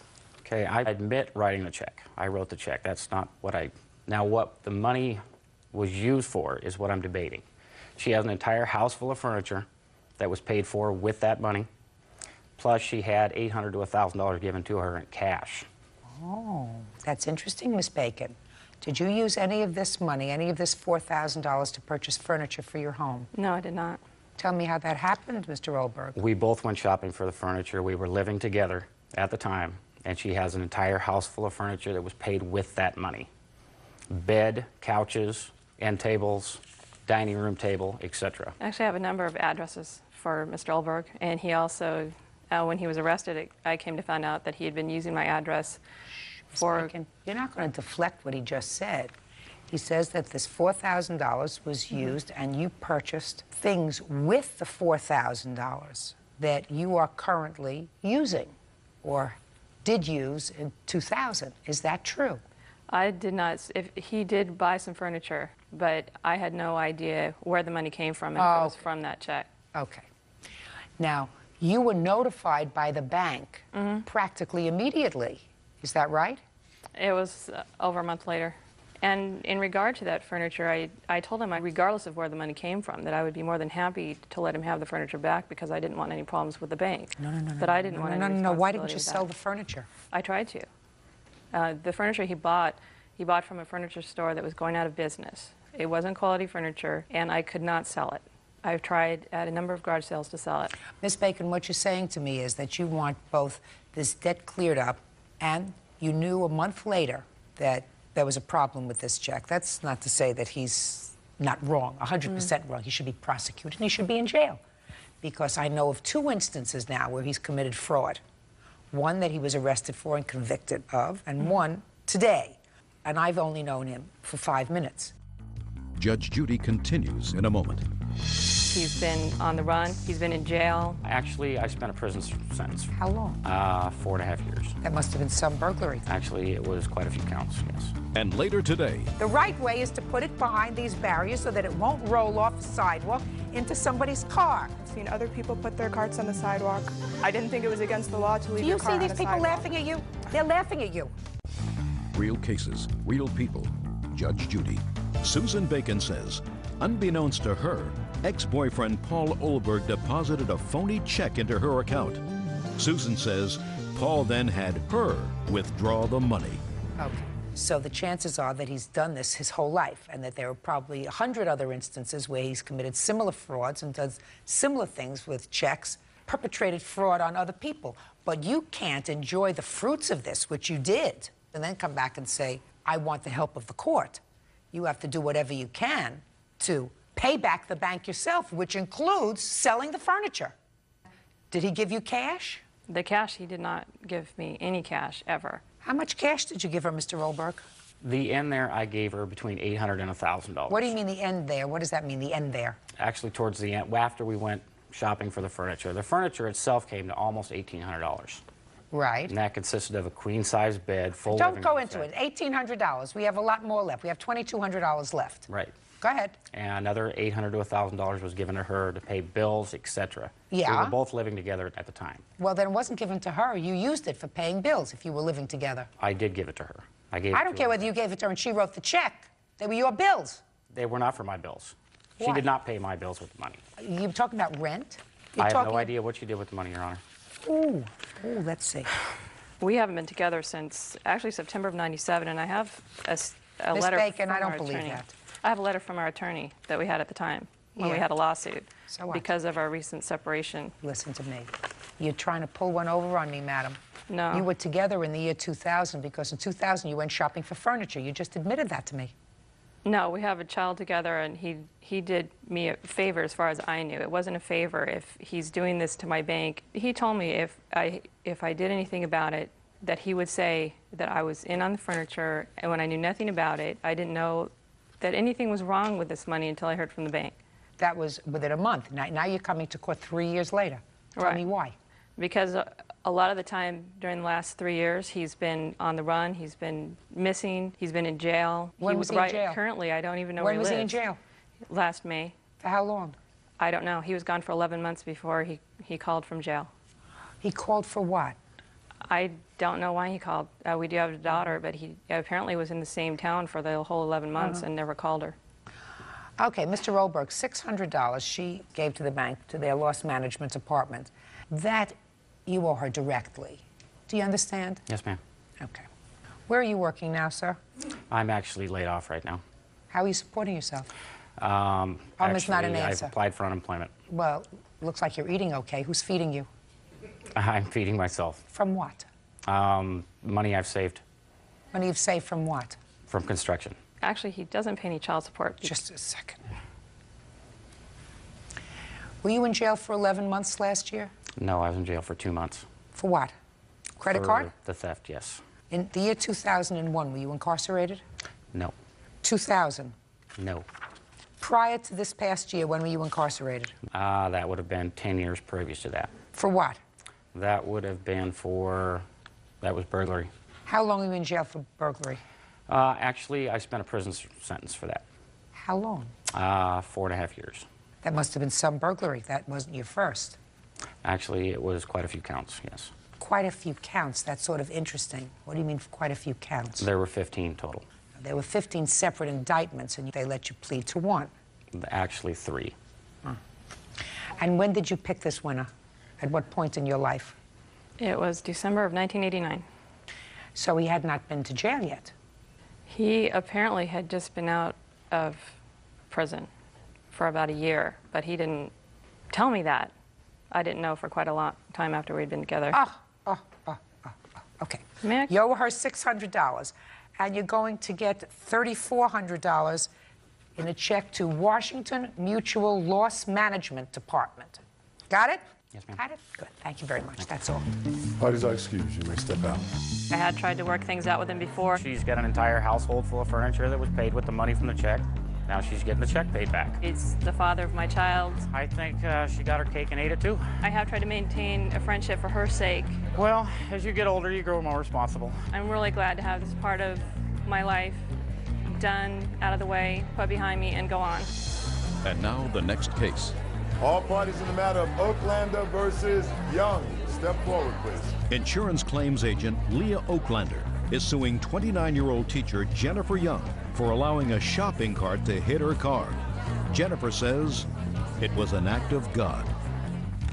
Had you been grocery shopping when this incident happened? Yes, I was grocery shopping, and I made sure to place. You were grocery shopping. You brought your groceries out. You had them in your car. The defendant was also grocery shopping that day? Yes, Your Honor.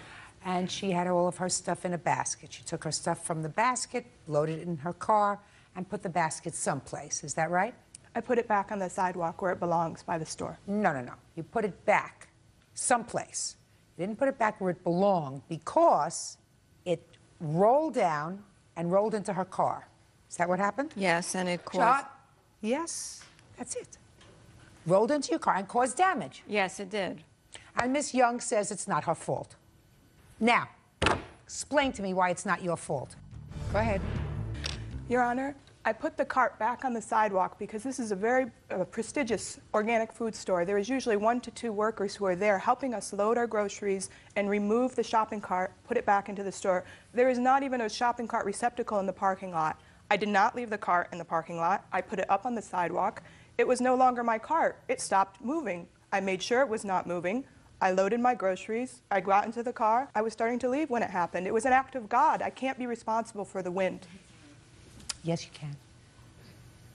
Because this has happened to everybody, and everybody knows that when you take a shopping cart, you take it from a place where it has been secured, and if you were at a very prestigious store, they're usually one inside the other, intertwined in such a way that they all don't roll.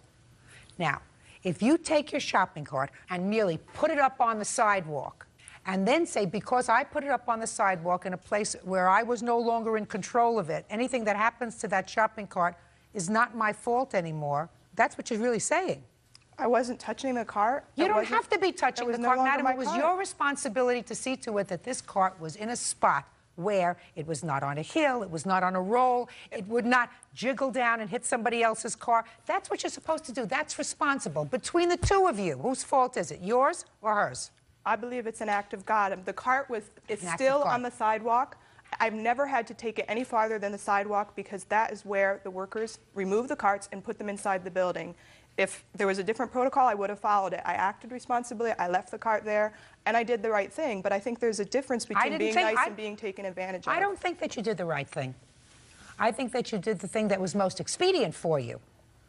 You know, how many people go into a shopping center and there is a place to put your carts? You know, those aisles that say replace carts here.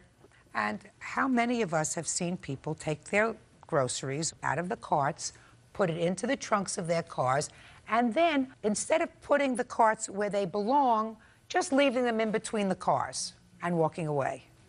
What happens if a second later a gust of wind comes and moves that cart so it hits another car? Your Honor, who's responsible? The store is responsible at the moment that I've left the cart on the sidewalk. Did I ask you a question? No. Then don't speak. I wasn't speaking to you. I was speaking to Ms. Young. You don't speak to anybody in a courtroom unless the judge asks you a question. Do you understand? Mm-hmm. Good.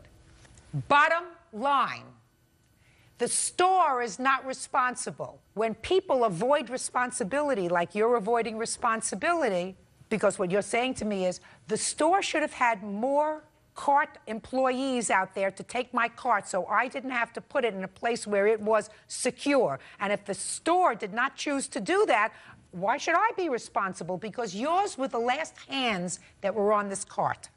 That's why. So let me see the damage to your car, please.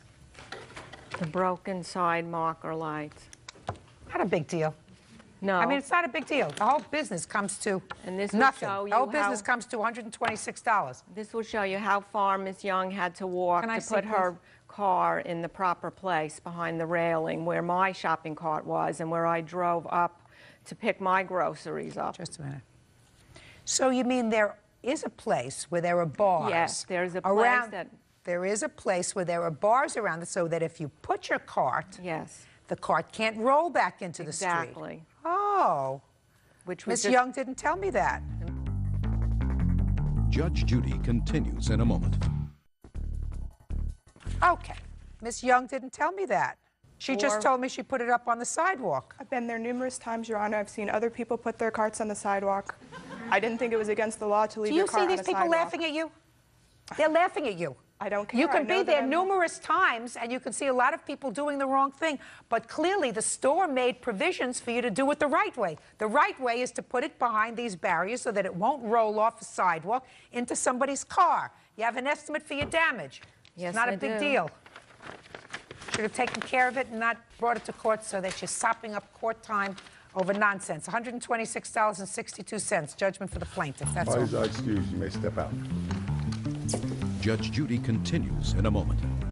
I think there's a big difference between being nice and being taken advantage of. She was negligent and refuses to accept responsibility for her negligence. I don't think it's wrong to leave a shopping cart, you know, on a sidewalk. She could have walked 4 or 5 feet to put the shopping cart in the place where it belonged. It's ludicrous that I was even had to come here. Ms. Young made an oral agreement to reimburse me for the damage to my vehicle. For a $20 light bulb? I don't think so. She was responsible and wants to not take responsibility. It rolled by the wind. It was, you know, not her responsibility. It was not a windy day. I have the weather report from the Washington Post, and the wind was between 10 to 15 miles an hour. It's a moral issue. I'm a nice person. I'm not going to be taken advantage of. I'll do the right thing, but I think this crosses the line.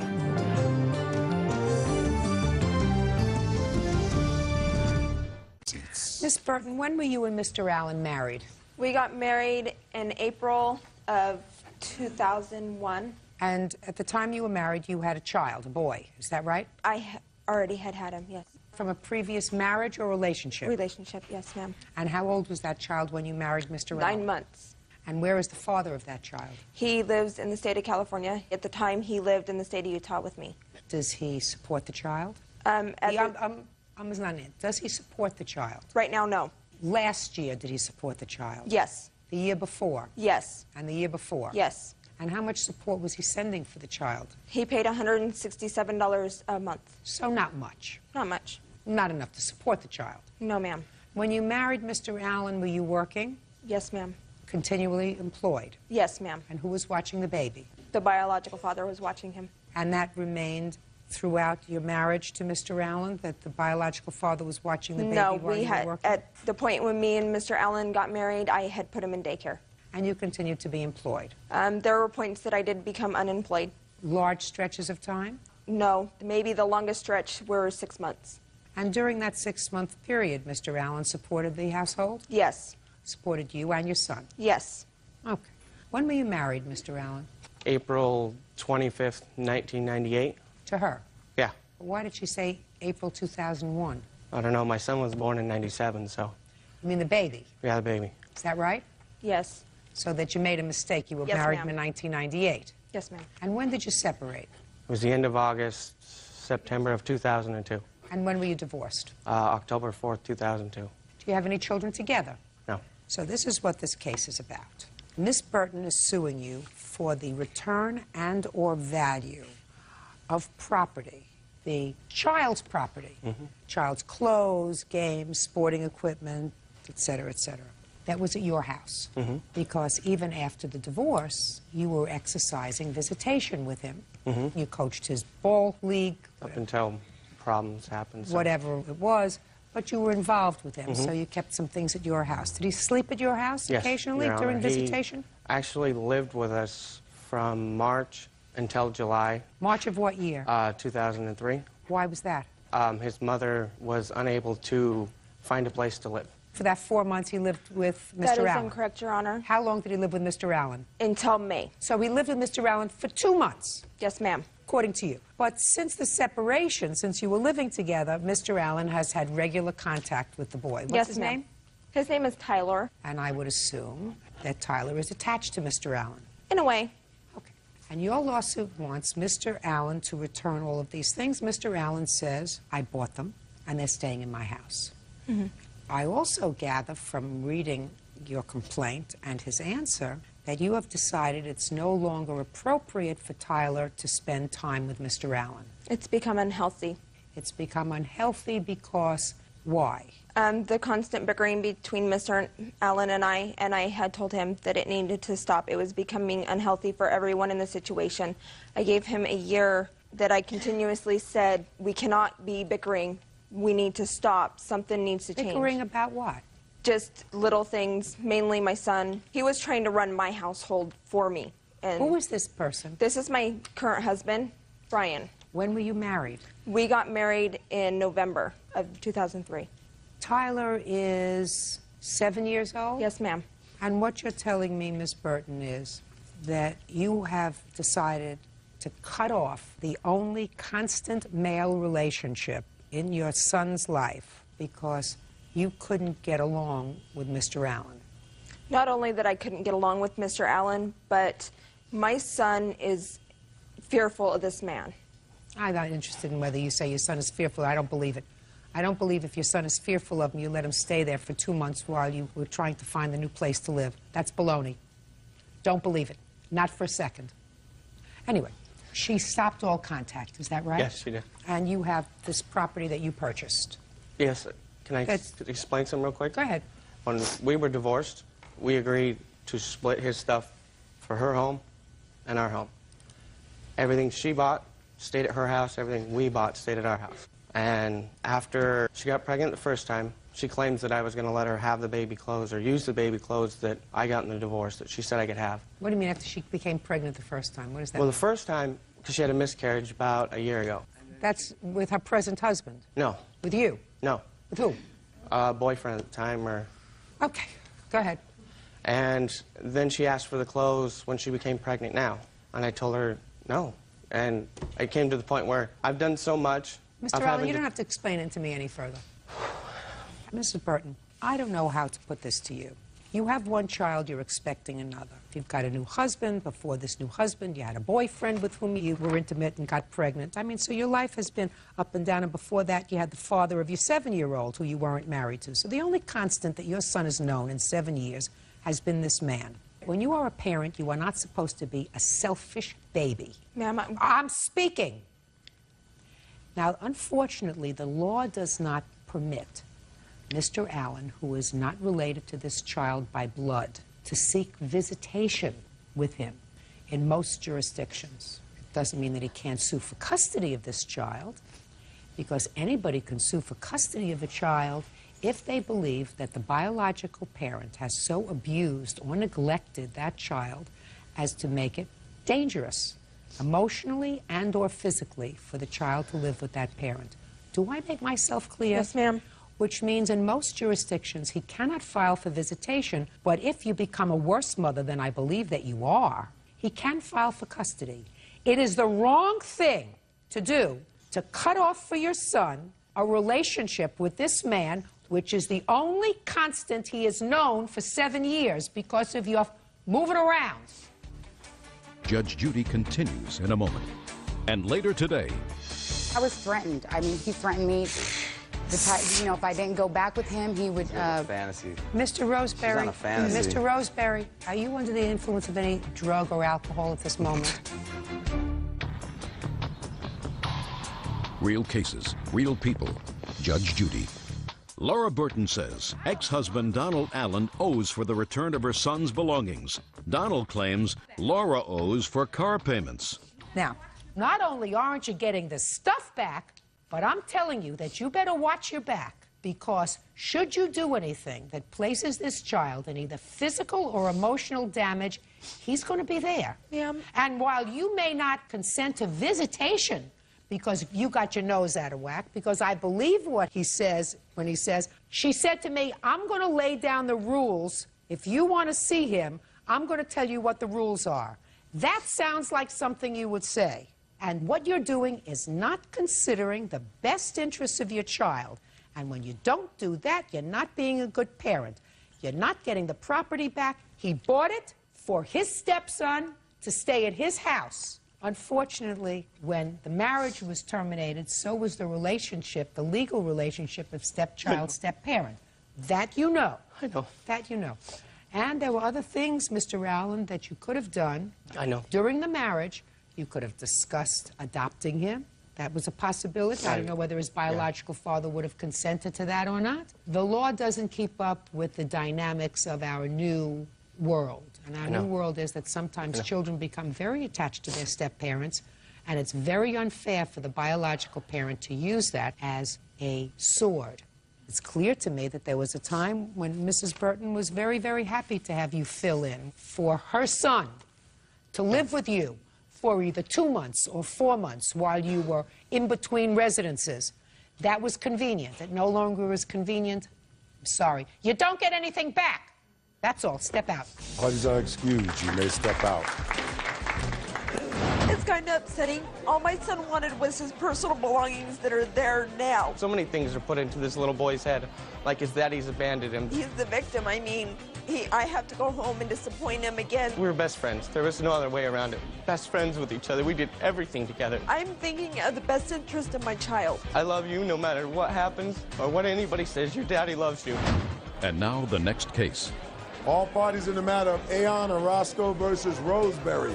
Step forward, please. Retail worker Rosalina Aon Orozco is suing her ex-boyfriend, Assistant Construction Superintendent Louis Roseberry, for slashing the top of her convertible. Louis denies the charge and claims it was probably one of her other boyfriends. Mr. Roscoe, it is your claim that the defendant, who used to be your boyfriend, slashed the top of your convertible because he was angry with you, I guess, for breaking up with him. And that was when? August 25th of 02. Mr. Roseberry says that he didn't cause that damage. Where have you been for the last year and a half? Back and forth. We broke up, and then we'd get back together, and we'd break up again. So is what you're telling me, after he slashed your car in August of 2002, you got back together again? About a month. About a month later? A month later. And how long were you together? For like 13 months. And while you were together for the 13 months, what did you do with your convertible top? Well, he damaged my car August the 25th, so I fixed it a month later, and that's when I got with him. And you were together after that for 13 months? Oh, no. For 3 months. You were back together for 3 months? After that. Did he live with you, or did you live with him? No. Well, when you mean you were back... lived with me. What do you mean you were back together again? We went back together because he promised that he'd fix my top, that he was sorry, that he had some kind of issues, that he was going to the anger management classes, and that he was going to get help. Fine. So that didn't work out after 3 months, and you broke up again. In December, and that was it. I didn't go back. But I was threatened. I mean, he threatened me. If I didn't go back with him, he would... fantasy. Mr. Roseberry. She's on a fantasy. Mr. Roseberry, are you under the influence of any drug or alcohol at this moment? I'm asking you a question. No, I'm not. And if you're not, try to maintain a certain amount of decorum because you're in a court. Do you understand? I understand. Good. You can drink later. What I don't understand, Mr. Roscoe, is you had a fight with him. According to you, he damaged your car. You went back together. You went out with him. You slept with him. You shared a bed with him. You shared a life with him for 3 months, 4 months, however long it was. According to you, it was August that he did this. A month later, you went back with him. September, October, November, December. So you're back together for 4 months. So what are you bothering the courts for now? Well, I want him to pay me because he did the damage to my car, and I had to ask my sister for the money to pay for the car. I mean, how long ago? When I got it fixed. When was that? September. Show me. You know, I'm so sorry, Your Honor. It was of 03. You gotta get your time straight, Mr. Roscoe. Hang on 1 second. It was August 24th of 03 when he damaged the car, and then a month later is when I went back with him. I mean, I just want him to pay the damage of... Just a second. I want him to pay because I seen him do it, and he threatened me. And I broke up with him. We were fighting a night before this incident. We were fighting, arguing from like 7 p.m. to 1 in the morning. I just didn't take his calls anymore. He called me the next day and he said, okay, fine, if you don't want to be friends, fine, just call me, let me know. So I called him and I said, you know what, I don't think that this is healthy. We need to not be together. I don't want to have anything to do with you, not even friends. Perfect. Then you should have sued him the next day. Did you report him to the police? The day that he did the damages, yes. There Let was me a see the police report. I'd like to see it, please. I called the police office. I'd like to see the police report. Don't speak. Just show me the police report. Real cases, real people. Judge Judy. Rosalina Aon Orozco says her ex-boyfriend, Louis Roseberry, slashed her convertible roof. Louis says Rosalina is delusional. Okay. Your Honor, can I share something, please? Yes. Okay, thank you. Well, this girl is on a good one. She's hallucinating. Listen to me. Here hallucinating. Listen to me. Listen to me. Just stick to her convertible top. Okay, well, the convertible top I didn't slash. I didn't have nothing to do with that. As far as I know, she had 6 other boyfriends or something that are probably mad at her for the same reason I was mad at her. Why were you mad at her, sir? Because she's lying. She just constantly lies. So what'd you get back together with her for 4 months? Look at me. Look at me. Tell me why. Because I like to play around. So you don't care if she's of good moral character or bad moral character or wrapped too tight or whatever? She has no morals. And that didn't bother you? Well, it did. I have a daughter, you know, that I'm raising, and she... You're raising a child? Oh, yeah. I am. Just a minute. You're raising She's a child? an angel. She's a perfect angel. You're raising a child yourself? No, I have help. Who's help? Who's helping? The mothers. What? The mothers. They're mothers? You mean you have No. one child who have several mothers?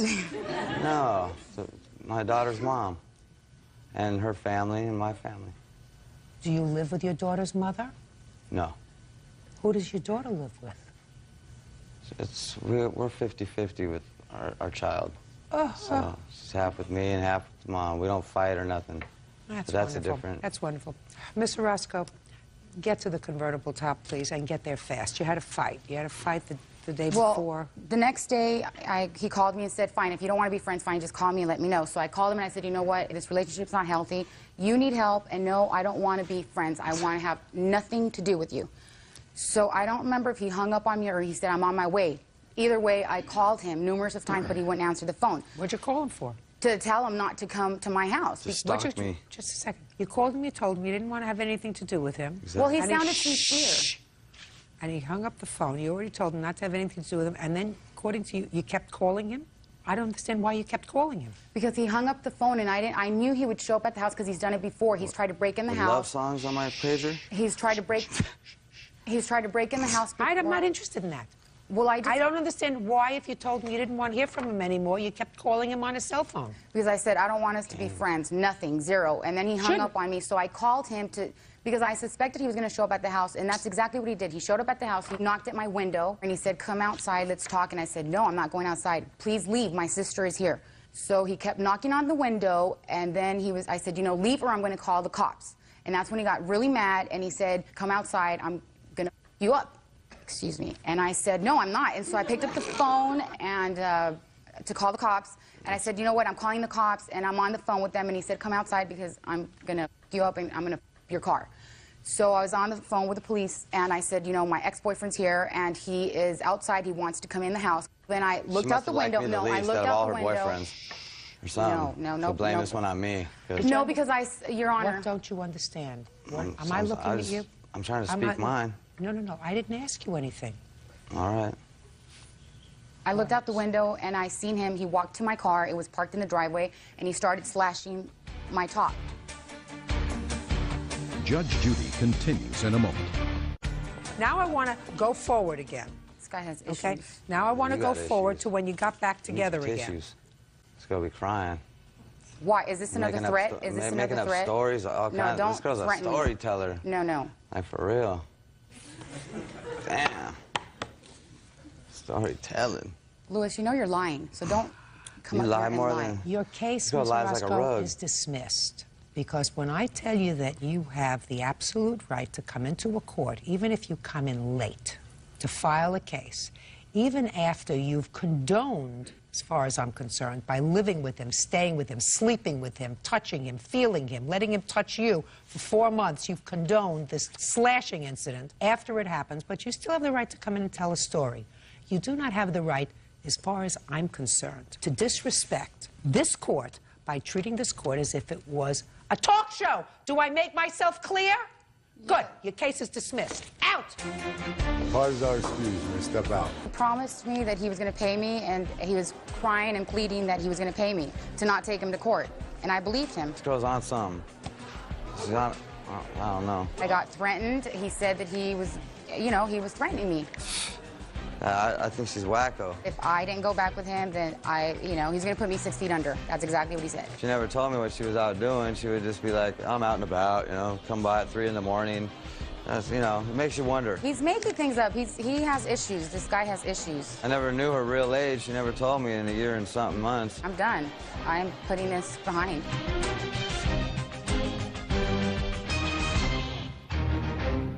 Judge, you may be seated. Ma'am, have a seat, please. Miss Reagan, Mr. Oakley is your brother. Yes. This is your mom. Yeah.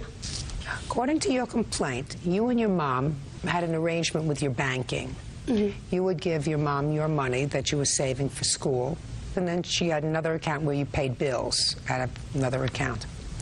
And it is your complaint that your brother accessed the account and stole $1,175 by writing unauthorized checks. Phone checks. Your brother says he borrowed the money from your mother. She told him that he had the authority to go in and take the money out of that account, that he paid her back a good deal of it, right? Yes, ma'am. That he didn't pay her back all of it because he's been generous to her, helping her out the last few months. And he is counterclaiming because he says that you called him a thief in front of some business associates and therefore tarnished his reputation. He did it on his own. Shh. Right? Yes, ma'am. Oh, let's start with what we have. We have a situation where you took money out of a bank account that belonged to... My mother. Your mother. Yes, ma'am. According to you. And you took out how much money? I'm sure it was $1,175 in different disbursements, so not at one time. And when did you start taking that money out? This is last year. I don't know the exact dates. Now, can you explain to me, sir, how you got access to this account? Yes, ma'am. My mother, those checks are not like regular checks. You have to have a PIN number to access those checks, which is my mother's personal identification number. It's for her bank. I know what a PIN number is. Even I, as challenged as I am, know what a PIN number is. She gave me the account. Well, tell me how that came about, Mr. Robley. I'm an event coordinator. I do sporting events, kind of like a promoter type deal. At first, I needed help with my flyers. So I asked my mother, you know, if I could borrow some money. I told her I'd pay her back. Okay. So you went to your mother prior to April 2nd. Yes, ma'am. And said, I need some money for flyers. Yes, ma'am. And your mother is together. I mean, she's not addled or anything. She's a together woman. Is that right? So a normal person would have said, well, if you need some money, what's your first name? Matthew. Matthew, how much do you need? Right? Exactly. And what did you say? I said I needed $300. And what did she say? She said, okay. She had a checkbook because she worked at Circle K at the time, and there were Circle K checks only. And she gave you her PIN number? She gave me her PIN number. What was the PIN number? I don't remember it anymore. And so you went to the bank and you took out $375. Yes, ma'am. But your mother had only agreed, according to you, to loan you $300. No, ma'am, that's not correct. She asked me how much I need, and you said, and I said $300. But she did not agree just on a specific amount. She asked me whatever I needed. The flyers ended up coming up to $375. No. That's just, you made that up as you were going along, sir. An intelligent person, according to you, would say, how much do you need? You said $300, and according to you, she said okay, and she gave you a PIN number. Yes, ma'am. But then you went and took out $375. Yes, ma'am, I did. Correct. Okay. Now that was on the 2nd of April. Then you took out another $250 on the 4th of April. Tell me about that, sir. It's the same thing. I needed it for lighting and sound for my event. So, did you go back to your mother again? Yes, I asked my mother. No, did you go back to her again? Yes, ma'am. And then again on April 11th, you took out another $250. Did you go back to your mother again? No. You just took it out? Yes, ma'am. And on the 13th, you took out another $300. Did you go back to your mother again? No, ma'am. Okay, now we're going to hear from Lynn. Thank you. Your Honor, this account that he is speaking of was specifically formed for Christina's college funds and what she needed to do for her college. That was it. I would never give him permission to take any of that money for any of his events whatsoever. And how he got the comm checks is what he's talking about? Your Honor? No! Well, how he got those is he went through my personal property, my papers, and he found them. And he knew that number. I never gave him permission to take that. He went through my papers and took that out. Christina, she goes to school 5 days a week. She works weekends. She's a waitress. She's got a full-time schedule. And she just doesn't have enough time. Nobody's really helping her with school. And so I took on a second job just for that. And I would never give him permission for an event. Matthew's been with me for 4 years now. He's taken money. This isn't the first time that he's done this. What do you mean he's been with you for 4 years? He was away. Away where? He was in prison. Yeah. And he came out. What was he in prison for? Grand Theft Auto. But so he's just a second. So he's a thief. Yeah, exactly. Judge Judy continues in a moment. at the same time that this was going on, she went and spent $6,000 on breast implants. If she needed money so bad for college, why would she spend $6,000 for breast implants? That's not your business. How much did your tattoos cost? Real cases, real people. Judge Judy. Christina Reagan says her brother Matthew Oakley stole from her checking account.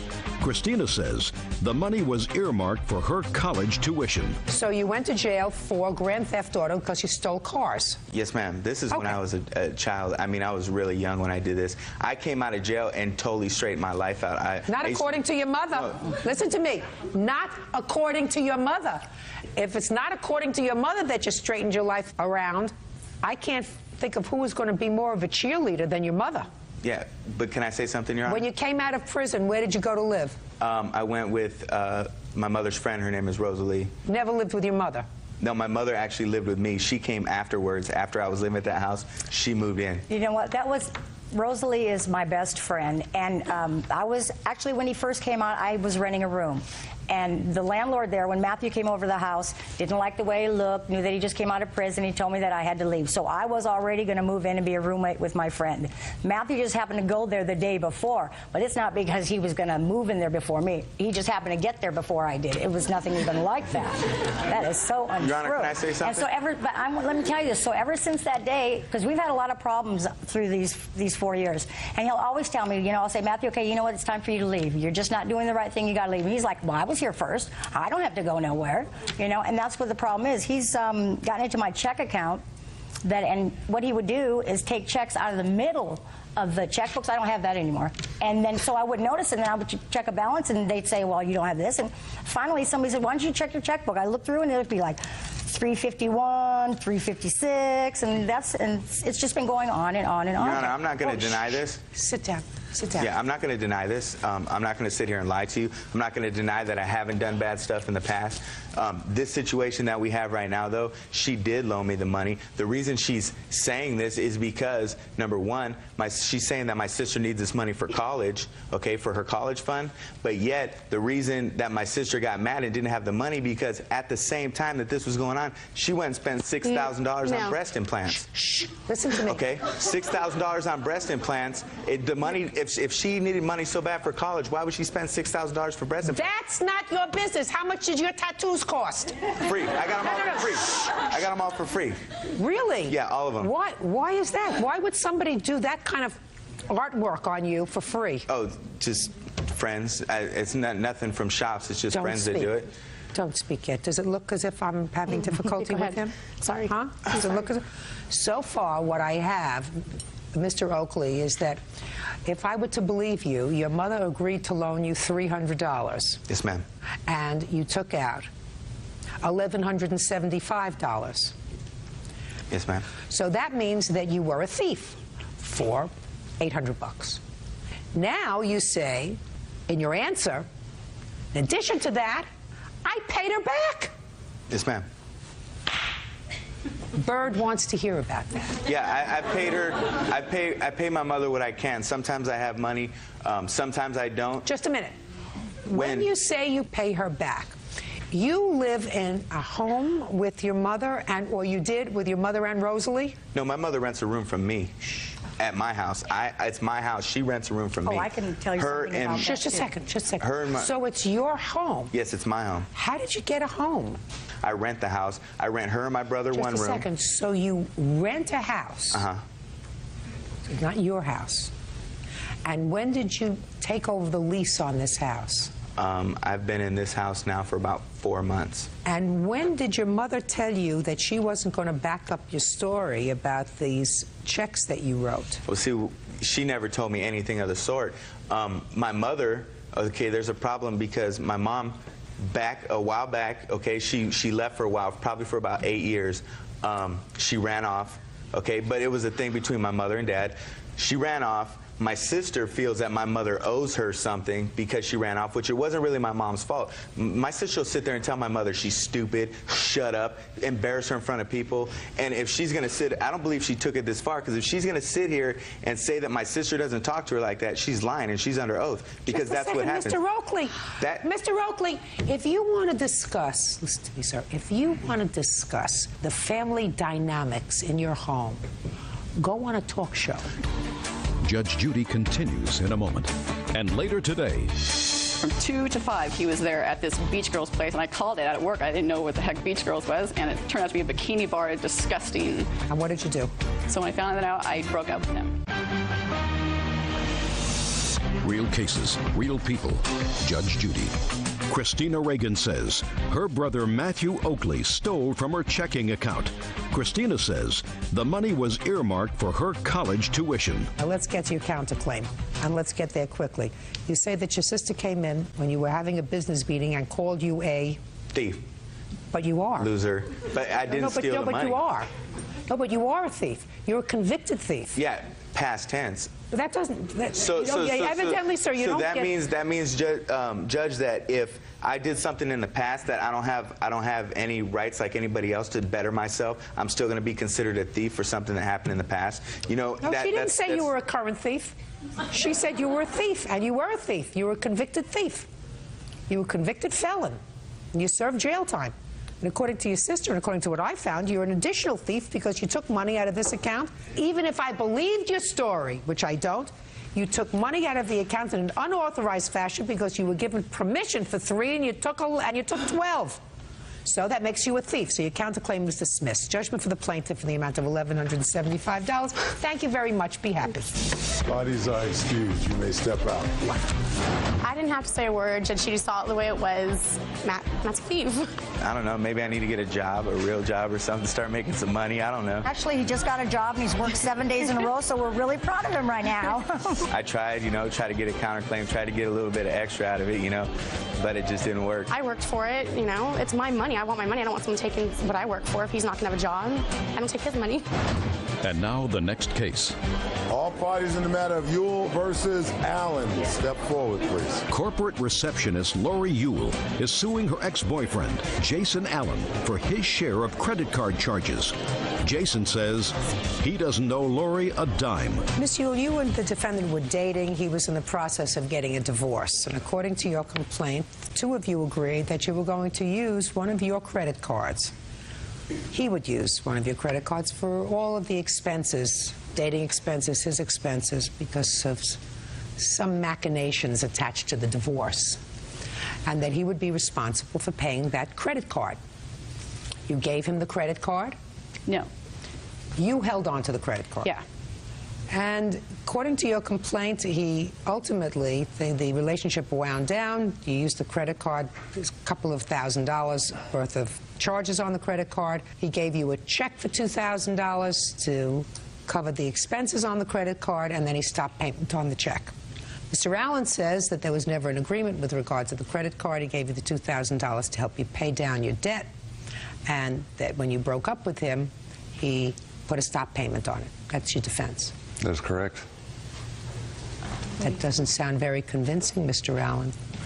Well, I don't feel that I owe her anything. I didn't ask you what you feel. I just made a statement. And the statement was, that doesn't sound very convincing. So I want you to digest that for a moment. When did you meet him? September 3rd, his birthday. And tell me about this arrangement that you made with him with the credit card. When did you first have that discussion with him? Shortly after we were dating, about 2 weeks later, he couldn't use his credit because he paid for some of the dinners in the beginning, like the first week, and everything was fine. Second week, he couldn't use his credit card because well, what did he say to you? I want to know what he said to you. He's going through a divorce and that he couldn't use his credit card because of the whole legal thing or something. So I was like, okay. So we were going to use my credit card. I said, okay. I said, I'm already in enough debt already. I said, so just as long as you promise me you'll pay me back. And he said, oh, yes, I will, because he's going to get some money from refinancing his house that his ex-wife wanted to keep. So $30,000 was going to come his way. And he goes, don't worry, Lori. Well, then I started shopping, okay? I was buying all the groceries for, almost every day. Was he living with you? Yeah. When did he move in with you? End of September, yeah. And how long did that last? That lasted till December 10th was when I broke out. So what were you using the credit cards for? Groceries. What else? That's basically it, just grocery shopping, just drinks, beverages, food, meat. Okay. And then you broke up in September. Tell me about the $2,000 check. That he wrote me on the 8th, and it was actually... Can I see the check, please? Yes. And I also have... Here's all the shopping I've done. Okay. So what happened after he wrote you the check for $2,000? I found out he was lying to me 2 days later, and so I thought... What do you mean you found out he was lying to you? He told me he was at... The day he wrote that check out, he told me he was at work all day. He had a full work story, like, oh, this happened and that happened. I did detail... He worked on this guy's car, and he said that that guy offered him whiskey, and he, drank with this man. And he worked at the man's house, the guy who's doing the work for. And so I believed him. It was a story, work story, And I found out later from receipts that I found, beach girls didn't know what that was. And I found out that from the recording, the receipts, the ATM receipts, from 2 to 5, he was there at this beach girls place. And I called it out at work. I didn't know what the heck beach girls was. And it turned out to be a bikini bar, a disgusting Okay, so you place. found that he lied to you where he spent his afternoon. And what did you do? So when I found that out, I broke up with him. And then I hadn't cashed the check yet because I was in no hurry because I trusted him. Now I'll hear your end of the story, Mr. Allen. Well, we met September. We started dating. It started getting good. I was involved in a divorce. I even brought my daughter to meet this girl. Let's get to the credit cards. In September, did you tell her that you couldn't use your credit cards? I told her I couldn't use my credit card. Just a second. And did you tell her that if you used her credit cards, because you had to use somebody's credit cards, if you used her credit cards instead of using yours, you would reimburse her? Did you tell her that? No, I did not. So your intention was for her to use her credit cards for everything without reimbursing her? No, I paid cash. I usually pay cash. A lot of my business, my customers would pay cash. Pay cash for what? For dinners, I would give her cash. For rent, I would write her a check. Well, how many checks did you write her for rent? Probably 3. Can I see them? I don't have those with me. Well, who do you think has them?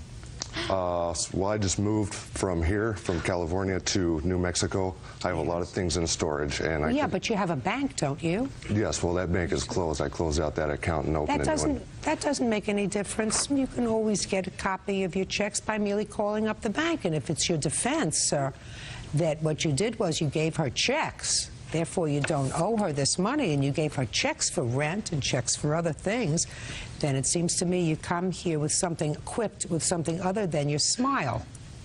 Do we understand each other? Yes. Judgment for the plaintiff in the amount of $2,000. You don't write somebody a bad check and then come with a baloney story, sir. Doesn't fly. We understand each other? Yes, it does. Out. Parties are excused. You may step out. My customer wants to go golf, I take them to the golf course. If they want to go to the bikini bar, I'll take them to the bikini bar. It's money business. It was not your normal classy bikini bar. I mean, it was just dirt, scum. She had numerous friends that she would call and say, well, if I need help, I can go to see Rich Dude and he'll give me money and this and that. She's a gold digger. I am I'm a woman who has a big heart, and I do not use men for money. I wasn't prepared. I didn't come with receipts or check stubs. And I just wasn't prepared. It's a big learning experience for me, and I hope to hell I never meet a guy like him ever again.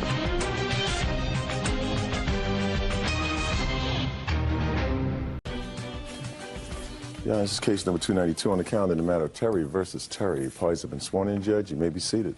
Mr. Terry, the defendant is your former wife. Yes. You have 5 children. Yes. When were you divorced? Finally, in July of 2005. And I assume you were divorced because you decided that you couldn't make a go of living together, right? Yes. Fair statement? Yes. So after your divorce, you did the most ludicrous thing that I ever heard of. You moved into her house, rented a room, according to you, so that you could be close to your children. Is that right? It's to help out with the children. There's 5 of them, and they're pretty overbearing sometimes. Well, that's a great idea, but if you're going to live with her, you might as well be married to her. Living there under these circumstances is really ridiculous. In any event, to show you just how ridiculous, you claim that your former wife assaulted you. Yes. At a time when you were, in fact, living in the house, and you want her to pay for your medical bills, you want her to compensate you for your injuries. Your former wife says you started the argument. She just finished it. And since that time, you've embarked on a campaign of harassment, and she is counterclaiming. Tell me when this incident happened, Mr. Terry. Happened February 26th of this year. And according to what I read in your complaint, you were in the house watching TV with some of the kids. Yes. What were you watching? I believe we were watching NHRA on ESPN. You were watching? NHRA, it's automobile racing. And how many of the children were you watching auto racing with? I believe all 5 of them were watching, and 2 of the oldest ones had left the room at this incident. How old are the children? They range from 7 to 16. So the 16-year-old left. Yes. One below that is how old? 14. That one left. So 3 little ones. Out of the room, yes. The little ones are there. Tell me what happened. We were sitting there watching TV. She came out of her room, which is adjoining the living room, and started swearing and was upset about something, and went to the fireplace, sat down, and was smoking a cigarette. At the whole time, she was sort of cussing me out and saying how negative things were with me. Why were you angry with him? I had asked him to help do things around the house and to help with the kids instead of sitting there watching TV. That's what you do to a husband, not to a tenant. Well, he gets a big discount in rent because of his help. But he was a tenant. Correct. If you wanted to boss him around, you should have stayed married to him. Okay, so you were angry because you would ask him to do some chores around watching TV. Yes. Acting like a husband. Yes. Right? Yeah. Rather than as an almost employee, because if you say that he gets a big discount in his rent, then you're giving up a certain amount of rent in order to get work out of him. Correct. So you weren't getting work out of him. Right. Recipe for disaster. So you were angry and annoyed and letting him know it. Yes. What happened next, Mr. Terry? She kept raving on and badgering me with her voices. Mr. Terry, were you ignoring her? I responded to some of the things. How did you respond? Just with my mouth. In front of your children? Yes, nothing negative came out of my mouth. If there was nothing negative that came out of your mouth and she's cursing at you, why don't you tell me what you said to her? I don't remember. I was concentrating on the program. Well, try to remember, Mr. Terry. I'm curious what you were talking about in front of your I don't see what the problem is this evening. I'm with the 3 children. They're with me, or all 5 were with me, so it's not like I'm not watching them like she wanted to. And she just kept bickering. So go ahead. Let me hear. And she finished her cigarette, got up, charged me, swung at my face, hit me in the shoulder. I have a previous injury, and it's like a tender spot in my shoulder. You were still sitting on the couch? Yeah, I was sitting on the front part of the couch, like leaning forward with my hands crossed, just watching the show. And I didn't think she was going to charge me like that. And she came up around the table, took a swung at my face. I went back. She hit me in the shoulder. I fell back, and my feet went up, and I broke the table in front of me. Go ahead. And then I sat back up from falling back into the couch, and I looked at the glass on the floor, and she went off saying that I was breaking things and that I did that on purpose. And I said, no, I fell back when you hit my shoulder. And she was really steamed then. And I picked up a big piece of glass, probably 4 foot by 4 foot, over her head, threw it down. I put this hand up, it cut my finger, and it hit me in the arch of my foot, cutting it. And then I got up, and she was throwing things at me continuously, and I told her I was going to call the sheriffs, and she said, no, I will do that. I got up to go to the phone, and she was already there, so I just left and went out and sat on the stairs. Were you treated that night? No. The next day? Yes. I woke up it was painful in my foot, but I thought it might subside over the night, so I went down to my room. After the sheriffs came, they took a statement from both of us, gave her a ticket for battery, and she told the sheriffs that she didn't mean to throw it at my foot. She was trying to aim for the ground. And I was outside the whole time, and the sheriffs... could you do me a favor and answer my question? Were you treated the next day? I was treated the next day, yes. Where? At San Bernardino Medical Center. Can I see the papers, please? Do you want to see the police report? Yes. There's the police report, the hospital report, off-work notice. Thank you.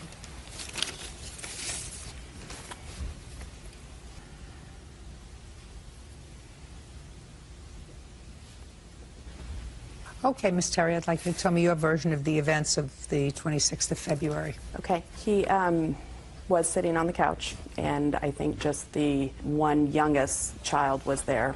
I think the oldest two, who are actually 15 and 17, were gone because they're usually never at home. And he was sitting on the couch watching TV, and I went and stood in front of the TV and asked him if he would help me do some things around the house. This was in February, 8 months ago, so I don't remember what I needed him to do. However, when I stood in front of the TV, he told me to move my fat because he couldn't see the TV. And the TV is big. It's like a 52-inch TV. And so when he said that, I was furious. So I walked up to him, and as he's sitting in the corner of the couch, and I did put my hand on his shoulder and said to him, "Get out.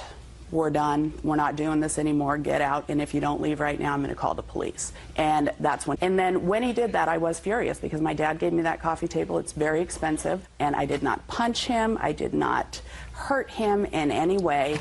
I picked up the glass because it didn't really like shatter. It shattered but still stayed together.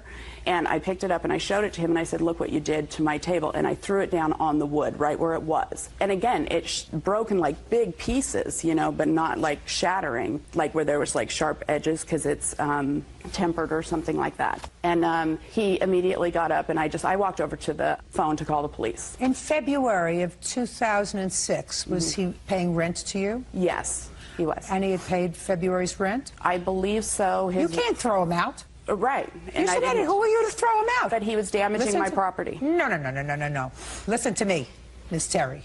You can't do what you did, madam. What you did was 100% wrong. What you did was confuse your circumstance. I mean, you two people elected to have this bizarre arrangement where he rented an apartment room, I don't know what it was, and there was an understanding that he would help out with the children, help out with this, help out with that, but he's not your slave. You can't stand in front of the television set and expect no reaction. That's what wives do, stand in front of the act and say, "Listen, I asked you to do this and I asked you to do that, and you didn't do it."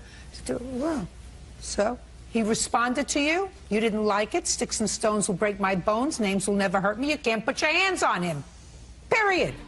Judge Judy continues in a moment. The call that she made to the police says if he ever sees her with her new boyfriend, that he's going to kill him, and also told her that he's going to steal her boat. I don't know anything about that. Matthew Terry claims ex-wife Kelly Terry owes for injuries he received during an argument in her home.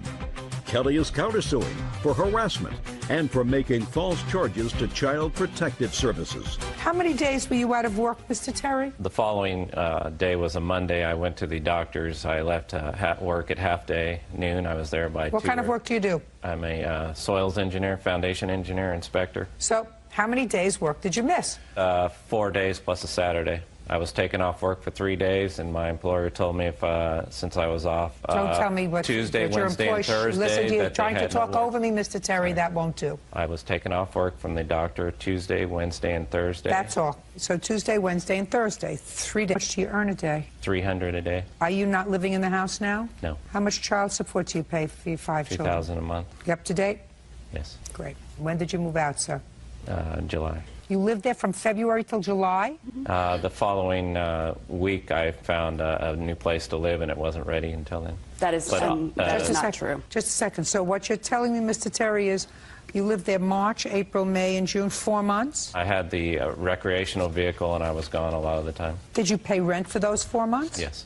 Okay. I'm confused, Mr. Terry. If this happened February of 2006 and you decided not to pursue the protective order, even though she was given a ticket, why didn't you move out of the house immediately? Like I said. Why did you permit him to stay in the house for 4 months instead of evicting him? You know, it's... No.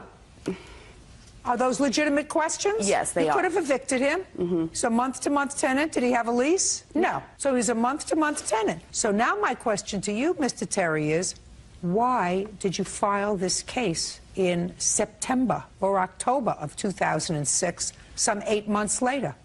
Mainly my whole reason for living is to take care of the children, and I work 60 to 70 hours a week, and why didn't now you file I have this time. Well, that's too bad. That's too bad, Mr. Terry. Quite frankly, I was very sympathetic with your position. I don't think that your former wife had the right to put her hands on you to cause this injury, and if you had decided to move out in March, 4 days later you paid up for February and said, I'm not going to live under these circumstances anymore because it's too violent, I would have heard your case, and I would have said, you're absolutely right, sir. She has to compensate you for the time that you were out of work. But this is an afterthought. And I don't know why the afterthought right now, Mr. Terry. You want to explain that to me? There has to be a reason for this afterthought. I didn't want to create any more negativity in the home. Well, you did by staying there for 4 months, sir. I think it was more of a positive thing for the children and to take care of the children. That's my main thing. Just a second. For the last 4 months, is that right? Yes. So why would you sue your former wife now? I'm out of the house, and it would not create any negativity right now. Oh, really? You think not? Yes. You think that the fact that you have children who are certainly of an age of understanding know that their father is suing their mother in court for thousands of dollars wouldn't create negativity? She sued me in court for divorce. That's different, sir. It was more of a financial thing with her. That's different, sir. And I did not tell the children there was any litigation going on. You may not. Don't you think that your litigation against their mother at this point creates stress? I mean, you're suing her for $5,000. Yes. And if you're suing her for $5,000, I'm sure that in your financial circumstance, the fact that you rented a room to you indicates that you're not exactly flush with dough. So $5,000 is a lot of money to her. I still don't understand the rationale for 8 months after the event. I can explain that to you. Well, I'd like to hear it. The reason that he filed now is because that's part of my counterclaim for harassment. Because the reason he moved out is because I have a boyfriend. And in the year and a half, we have been divorced. I have never seen anybody else. We have, but not like inside the home or anything, or brought them around the children. And Matt just went berserk when I had somebody come over to the house and meet the kids and stay there. Not stay there, but just interact with the kids, because it's never happened before.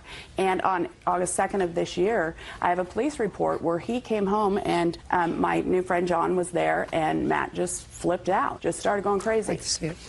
He threatened to throw John off the deck. He threatened all of these things. And so I immediately called the police, and the police stood there while Matt moved out. Mr. Terry, you have a problem with your wife having a new male friend? No, not at all. Real cases, real people. Judge Judy.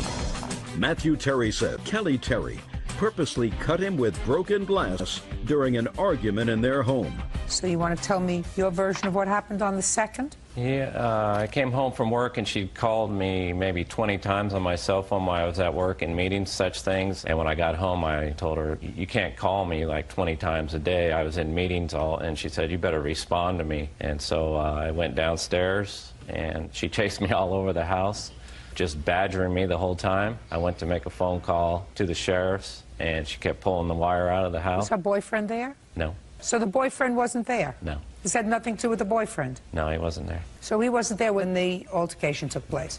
Well, it's interesting because she called the police, and the call that she made to the police says, called the RP and told her that if he ever sees her with her new boyfriend, that he's going to kill him, and also told her that he's going to steal her boat. RP would like an emergency restraining order against the subject. Why? I don't know anything about that. You don't? No. Okay. There was no restraining order. He lived in the house up until that day. And the police were there as he was packing his stuff and leaving. And he did make a comment to John. We were outside, you know, I just wanted him to just go. And he walked by the sliding glass door and said in front of the police, I hope you're clean because I'm calling Child Protective Services to John. I hope your record's clean. And after that, and that's where the counterclaim comes in. This is the second time in my life I've ever been to court. The only other time was divorce court. And the judge commended us on having the most friendly divorce that he had ever seen. And we've been friends this entire time. We've been great friends. We're just not good married. You weren't good living in the same place either. We were for a long time. A long time we were, until I decided to move on with my life. And that's the problem that he had, is that I guess because I married him, I'm never entitled to be happy. I don't love him like that, you know. He lives in an RV. He parks it in front of my driveway, in the street, in a cul-de-sac. He'll leave it there for 3 days. He'll start fights with the neighbors, and all of this has been since August of this year. Why, Mr. Terry? The last time I brought the RV up, she told me to bring it and bring the kids to the dental appointments, and also Kenny, my 8-year-old, has a heart condition. He has to go to echocardiogram. So I brought the vehicle up. She knew that's the only vehicle I drive. I parked it in her driveway. Yeah. Plugged into her electricity. Right. But she said you left it there 3 days. I was there for 3 days with it. Did she ask you to move it? On the third day, after I asked her what was happening with Kenny, Kenny told me that a friend of hers had choked him and thrown him down. And once I brought that up to her attention, it her off and she called the sheriffs. That's not true. I have 2 teenage kids that go to high school, and so my house usually has about 9 or 10 high school kids in it. Listen, you don't have to hear it. Yeah. She wants you to leave her alone. Where do you usually keep your RV? I live in resorts. Keep it there. Just keep it out of her driveway. Yes. All right, Miss Terry, I'm not entertaining your counterclaim for harassment right now or ever. I think that things have happened, and he's just got to get over the fact that you're moving on. Moving up, moving on, moving out. You're absolutely entitled to do that. Hopefully, and I want you to pray every night that he meets a nice young lady, because that's the way that he's going to move on. He's going to move on. He's going to take you off his plate and put somebody else on his plate. Go looking for somebody. Go to Match.com. Go someplace. Go someplace, Mr. Terry. You'll find somebody who absolutely adores you. At all. Good. My whole thing since the divorce was to take care of the children. That's my main thing. Listen to me. I raised them. Listen to me. My sense is that you both are trying to be reasonable parents. Yes. You're just frustrating your children in the process. And if you have occasional spats, that's unfortunate, but it's not unexpected. You're going to have occasional spats, still be living together. But Mr. Terry, there is no way that I'm awarding you $5,000 and taking that out of the mouths of your children. That's just not going to happen. You are, however, entitled to reimbursement for the 3 days that you were out of work as a result of your former wife's actions. That's $900. Did you have any unreimbursed medical bills? Yes. What were the unreimbursed medical bills? Unreimbursed. I have to pay back the insurance company, Pfizer What insurance Health, company? Pfizer Health, Benesite, for anything that I recover that they paid for out in medical bills. Listen to me. If what you're telling me is that your insurance covered the medical bills, Yes. that's what you're supposed to tell me. Yes, they covered $300. I have a $200 deductible, and I have to reimburse them for any... I understood what you just said to me, sir, and I think that you're a very smart man, a little passive-aggressive, but a smart man. So is what you're telling me that you had to pay $200 because that's your deductible. Let me see the check for $200. I don't have a check. Well, did you pay it? I paid $110 of it. Show I owe me. $94. I Show don't me. have it. Well, that's too bad. So your wife owes you $900. That's your wages for the 3 days you were out of work. Mr. Terry, put your hand down. Judgment for the plaintiff in the amount of $900. That's all. Why did Judge Judy step out? I'm always positive with the children. I hope that we can move on. I never put her down or anything like she says. And just for the kids, especially. Doesn't do anything for me. I do believe that we will still be friends. Yeah, we've been friends for a long time. She has other motivations besides just take care of the kids like I do. I think that his real motivation was just being upset that I had moved on with my life. My main thing is to watch out for your children. And I really, really hope that this is the end of it. Ellis versus Pulaski. Thank you. Parties have been sworn in, Judge. You may be seated. Sir, have a seat. Is this your sister? Yes, it is. According to your complaint, some time ago you purchased a house for your mother. The house was in close proximity to where your sister lives. Yeah. And the intention was that your sister would take care of your mother because her health was failing. You live far away. 300 miles. Your mother did pass away when? December. We buried her Christmas Eve. Of 2001. Yes. And it is your claim that your sister did some unauthorized things with the house. She rented it to someone without your knowledge, and the renters caused damage to the house. You want the money that she took in rent and also to pay for the damage done to the house. She also sold the appliances that we had in the house. Your sister says she made certain executive decisions with regard to the house. In whose name is this house titled? Ours, Your Honor. Is that correct? That's correct. You know, Your Honor, I originally thought it was my mom's house. As a matter of fact, I thought it was the sweetest thing they ever did was buy my mom a house as a gift. Just what? Okay. House is titled in your name? Yes, Correct, it is. Your Honor. After your mother passed away in December, what kind of communications did you have with your sister with regard to the house? When she agreed to keep an eye on the house and I gave her a key for emergencies, seeing it's in Chicago and it's wintertime, I was in constant contact with her, and I have a copy of my cell phone bill showing how many times I did call her, and it stops when she refused to start answering the phone. How come you hadn't put the house on the market for sale? We didn't put it on for sale. No, we weren't sure what we were going to do with the house. Well, what were your options? Sell it, rent it. Okay. Was there any financial arrangement between you and your sister that you were going to pay her any money with regard to keeping an eye on the house? No. No. Now, when did you go to the house and find that there were tenants there? This was on April 12th. 2002. We had a chance or an opportunity to go there to check up on the house and find out why she hadn't been answering the phone. We walked in, I found the door unlocked. We found cars in the backyard. I seen my sister standing right there as soon as I walked in the house. And she's standing there with her hands on her hips, and she sees me. And the first thing out of her mouth was, "They won't pay me the second month's rent." It was amazing, unbelievable. You say there were appliances that were sold. What appliances were sold? Washer, dryer, refrigerator, 2 TVs, VCR. Air conditioner that came with the house. We came in, everything was gone. When you came in on April 12th, everything was gone? Everything was out of the house. I asked her how come she did it. She says, I needed money. So then I confronted her about the house. She says, well, you weren't living there. And I says, we didn't tell you to sell anything. We didn't tell you to rent it. I mean, it's not yours to rent, and it's not your things to sell. Yeah. Okay, I'll hear from you now. Your mother passed away in December of 2001. You were watching the house. So, tell me what happened. Oh, my sister says she saw strangers there. This is a friend of ours from grammar school. Her son needed a place to stay. The house was vacant, and I was in between jobs, so I thought I would make it a win-win situation. I would make a couple extra dollars. I was going to tell her, I didn't stop taking your calls. That's all made up. I never stopped taking your calls. Just a second. Just talk to me. Okay, I'm sorry. But anyways, I just thought I was helping somebody. I really thought, my friend's son needed a place to stay. He just had a newborn baby. There's an empty place there. Nobody's in there. It's the middle of winter. I was going to rent it out, but then he was short on money, and he didn't have any money, and I wanted to wait to tell her until I had money. I was going to tell her, but I wanted to pay her. And I really tell me about sold the appliances because I needed the money. When he didn't come up with any money for rent, he gave me $200, and I needed to pay some bills too, and those aren't my sister's appliances. Those are all my mom's things. She may have bought the house that I thought was my mother's, but she didn't. Those are my mom's things.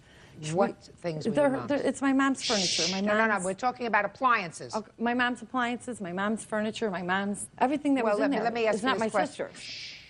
When you purchased the house, yeah, was there a refrigerator in the house?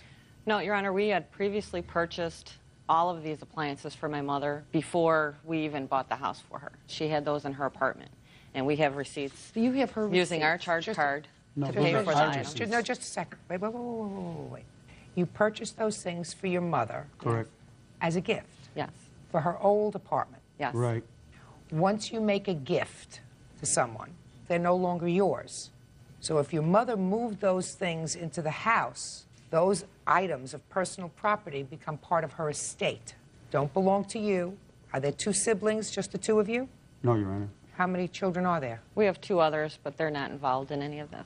Well, I can't make any judgment with regard to the appliances. The appliances are not yours. Do you understand that? Once you purchased them for your mother and gave them to her for her old place, they became her property, not your property anymore. The fact that your sister sold them is wrong, but it's not just you that's involved if you have 2 other siblings, because if you wish to make a big deal about it, then what you do is you have to get all 4 siblings, decide what the property was sold for, and each of you would get 1/4 of that. You would not get 100% of it. So if we buy it and pay for it ourselves, it's not ours no more. No, it is not yours. Not if you give it to somebody else. It's not yours anymore. You gave it to somebody. I'll put it to you another way. Let's say that your mother purchased appliances for you and gave them to you for your house, which is what you did for your mother. Yeah. And you moved them into a second house or a third house. Whose appliances are they? Okay. Whose appliances are they? Ours. They're yours. Somebody gave you a gift.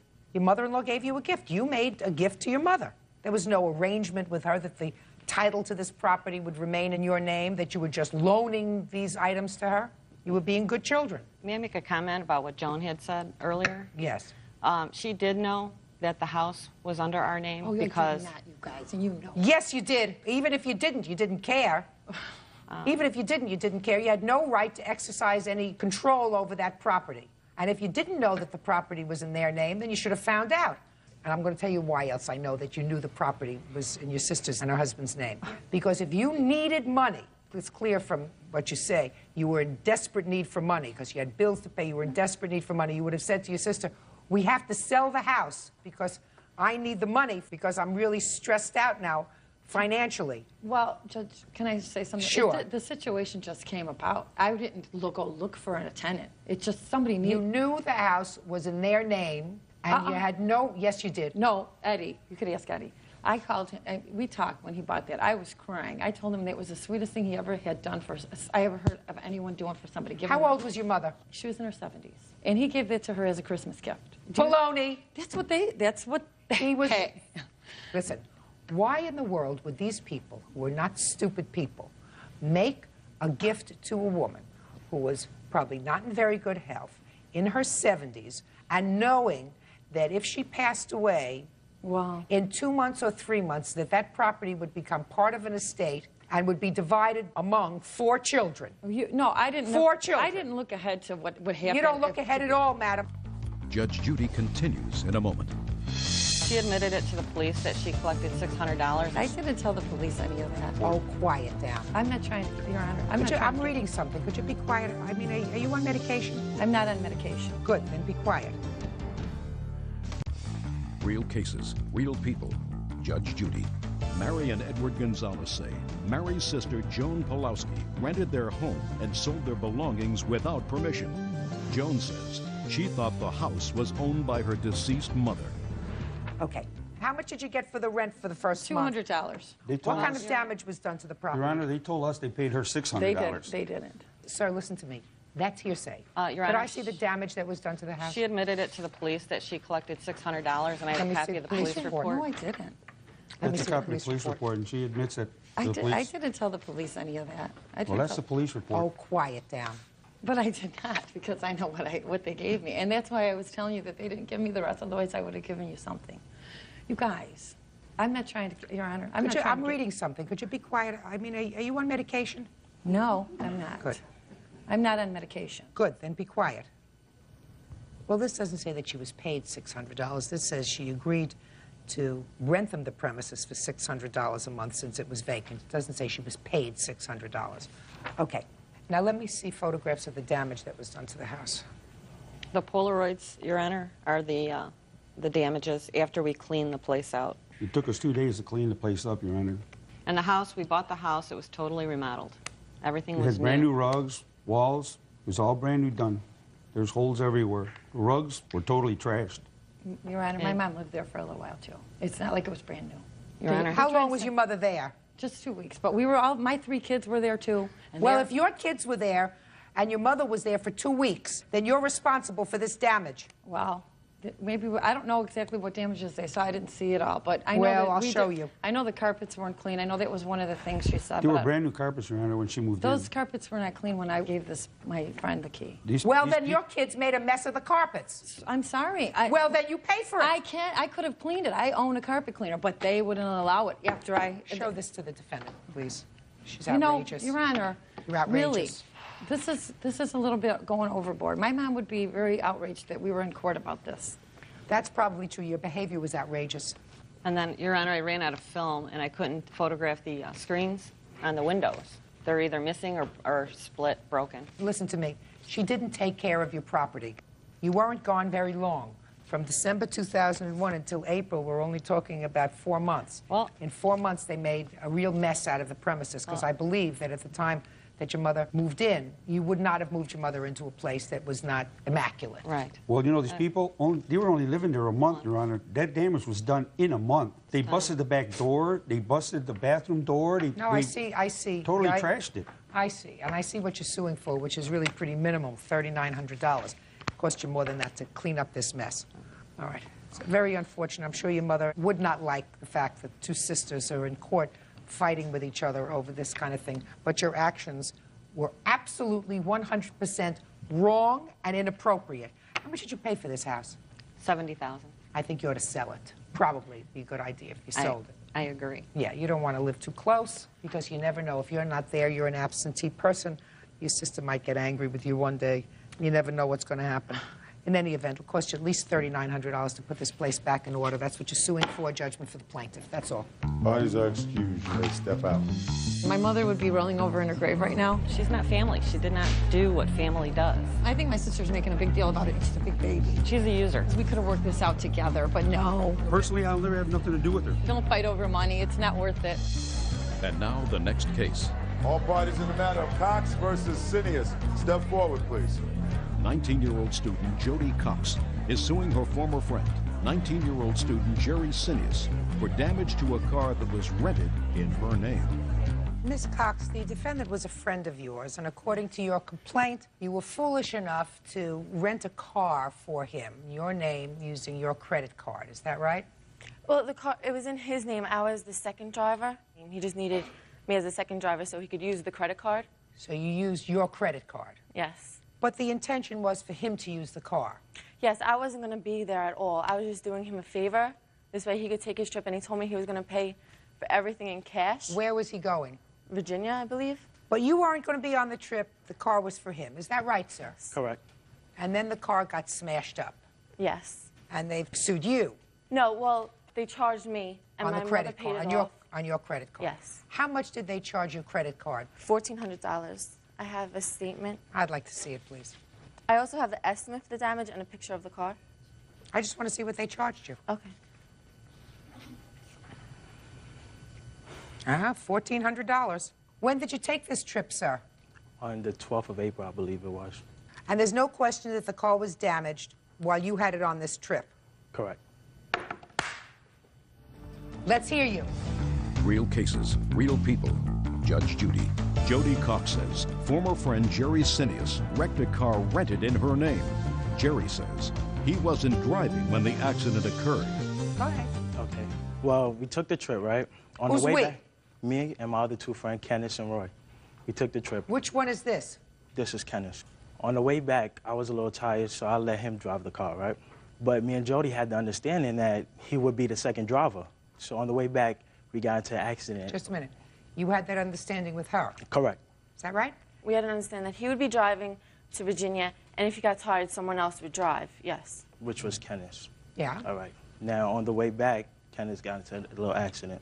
It hit the side of the car. And then we took it back to the rental place, and they said that I thought at first the insurance would cover it, but it didn't. So. Why not? I don't know the reason. Do you know the reason? No, they didn't even tell me this. I didn't even know until I got the credit card statement. Well, me, Kenneth, and Roy, we came to agreement that the person who was behind the wheel would tell Jody. Who asked her for the use of her credit card? I asked her. He was your friend? Yes, he was a good friend of mine as well. What about Kenneth? He was a friend, but I was good friends with Jerry. Go ahead. Okay. Well, we came to that agreement that Kenneth would tell Jody about the accident. Well, he didn't. So she found out through the statement.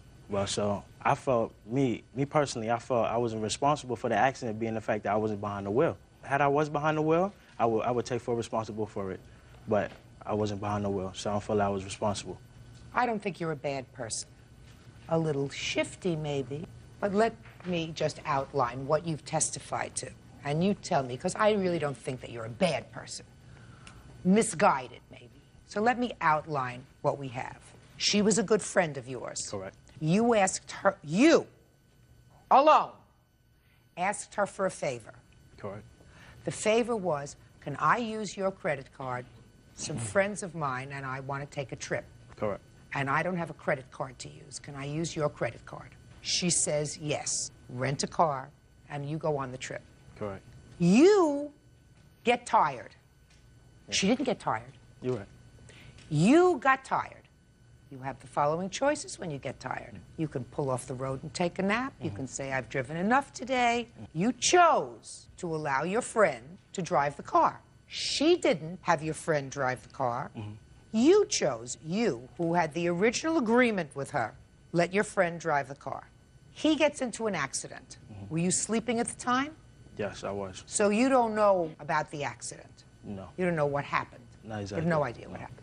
Then, instead of you telling your friend who went out on a limb for you, listen, we had an accident, and let's see what the responsibility is here, you decide to let Kenneth tell her. But we came to agreement. Not with her. With him. With him? Yes. What does that have to do with her? Nothing. Right. Nothing. She's the innocent. Little stupid, but innocent. Now, you don't say to Kenneth a few hours later, did you call Miss Cox and tell her about the accident? Yes, I did. And what did he say to you? I asked him, did he call her? He didn't reply. He didn't reply, and that was good enough for you. He said he was going to call her. He said he was going to call her. Correct. So then did you say to him the next day, Did you call her and let her know about the accident? Yes, I did. And what did he say? He said, I'm going to call her. You didn't say to him, let's sit down right now, because this is not right. She did me a favor. The favor was, let me use her credit card. Correct. Let's sit down right now and you pick up that phone and call her and tell her that you had an accident. You didn't do that, right? You just figured. That he would call and tell her. You believe that Kenneth is responsible? Because he was behind the wheel and... You believe that Kenneth was responsible Yes. and that he should pay for it. Is that right? Yes. Is that right? Yes. Good. So this is what we're going to do. I'm giving her a judgment for $1,400 against you. If you think Kenneth is responsible, you take out a summons and sue him. Do you understand? Yes. That way, she's dealing with the person who she made a contract with. You then are dealing with a person that you feel is responsible. That's your problem. Don't visit it on her. You got it? Yes, ma'am. Judgment for the plaintiff in the amount of $1,400. That's all. Thank you. Parties are excused. You may step out. Honestly, I thought I wasn't going to be charged for the $1,400. I did a friend a favor and I got beat in the long run. It's all right. I just paid the money. Don't do friends favors. You can't trust everybody. I should have just came over and told her anyway. Don't trust a lot of people. I still don't feel that we're still responsible. Don't lend your credit card out to people. I do take some blame since I was behind the wheel, but I'm not taking full blame because I'm not under agreement, so I shouldn't be charged at all. You can't really trust people. But we could be friends again. Don't lend your credit card out. If you're responsible, just make sure you tell them.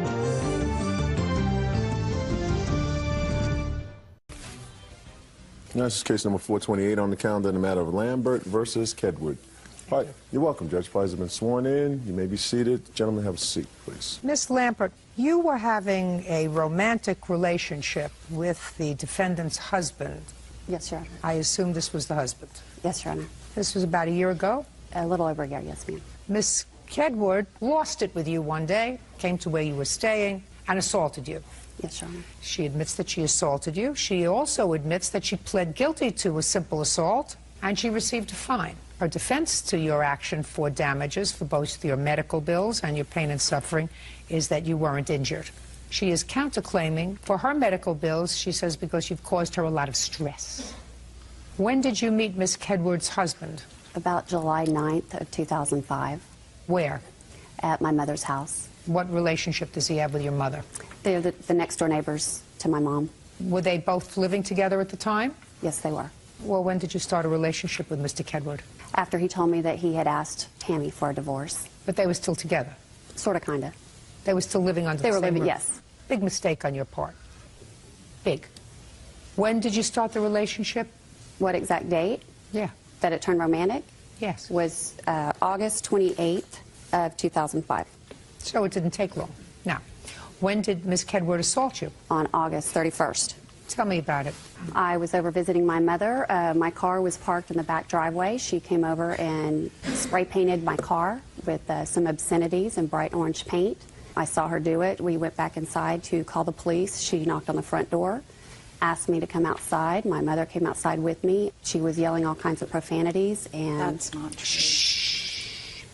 And I was standing between her and my mother tried to explain some stuff to her, and I was looking at my mother. She reached over, grabbed the back of my hair, yanked me on the ground. She jumped on top of me, punched me, blood went everywhere. Meanwhile, Punched you where? In the nose, and then punched me again in the cheek. Meanwhile, my mother managed to pull her off of me, and my 82-year-old grandmother was standing on the porch calling the police. And you were arrested? No. Taken into custody? No. Did you press charges? Yes, I did. Okay, Miss Kedwood. Why don't you tell me what happened on the 31st of August? I drove up from work. I got out of the car, and she came out of her mother's house and said That is something. a lie, Your Honor. Listen to me. I cut her off when she interrupted you. Don't speak until she's finished. Go ahead. I got out of the car, and she came out of the front door and said something that I didn't understand what it was that she said. Nevertheless, she said something.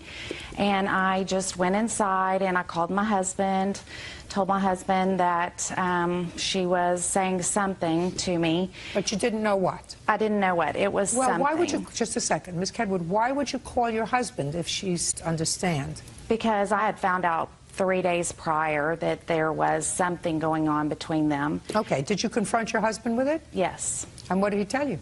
He told me the truth. He told me that they were having a relationship, but that it was more as a friend relationship. That he didn't say that it was not intimate. He just told me that basically they had been doing a lot of talking on the phone. So when you came home on the 31st and you claim Miss Lambert said something to you, called your husband, and your husband said what? He said, look, I don't know what's going on. Why don't you just go over there and talk to her about it, and y'all figure it out, and then you call me. Is that and what tell you me said the to her? truth." Why don't you just go over there and ask her? Just that's either a yes or no. Yes.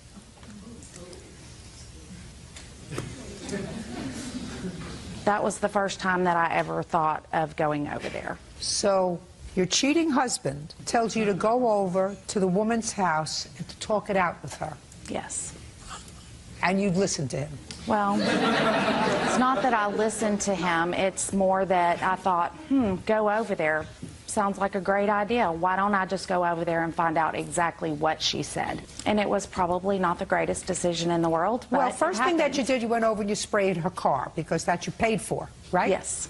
Okay, so you painted her car before you went to ask her. Correct. What she had said that you didn't hear. Right. And then what happened? I went over and You sprayed her car. I sprayed her car, went back inside and... Back inside where? My house. What happened to speaking to her and about finding out what happened? That was after. So then you came out again, worked up a really good mad. I was infuriated, to say the least. Fine. So you came I out. had asked her numerous times, very nicely, please leave my husband alone. Why didn't you ask him? I asked him. So, but and the what did he fact say? She was the instigator. Stand up. How tall are you? 6'3", How much do you weigh? 260, What do you do for a living? mechanic. Strong? I guess so. Can you walk around? Yes. You can walk away from her, can't you? Yes, ma'am. Sit down. Get what I mean? Shh. Get what I mean? Yes, ma'am, I do. And yeah, listen. There's only one person that owes you the responsibility and the respect and has taken a vow. You're exactly right. That's him. You're right. Not her. I felt like if she had any compassion or any feeling that she would have backed off and she would have had respect, at least for my child. He's supposed to have respect for your child. I understand that. Not her. He. I truly believe that he did make a bad decision. Right. So why did you go over? So you went over there, you assaulted her, and you lost it. Yes, ma'am. Okay. Well, then you have to suffer for that. Judge Judy continues in a moment. You say I'm strong physically. What about mentally when you have a woman like this? Judge Judy. Marsha Lambert claims her mother's neighbor, Tammy Kedward, owes for spray painting vulgarities onto her car and punching her in the face. Tammy claims Marsha was sleeping with her husband. She is countersuing for emotional distress. What kind of consequence did the criminal justice system impose when you pled guilty to assault? I had a fine of $341 and a Class C misdemeanor. Tell me about the surgery that you had 3 months later. I had actually 2 surgeries to try to correct. I was having trouble breathing through the right side of my nose. Can I see the medical report? Yes, Your ma'am. Honor? Yeah. She told my husband, he asked her the next day after the assault, are you okay? And she told him, it's no big deal. The same thing happened to me about a year ago when a girl hit me in a bar. Okay. That's a lie, Your Honor. Just a second. Let's say that's true. What difference does it make? So what's to say if she had any surgeries that it wasn't to correct what had happened then? It's possible it was. That doesn't leave you. That doesn't. Shh, quiet. That doesn't let you off the hook. I understand. She doesn't have to sue for any medical expenses. She can just sue for pain and suffering. I understand. Good.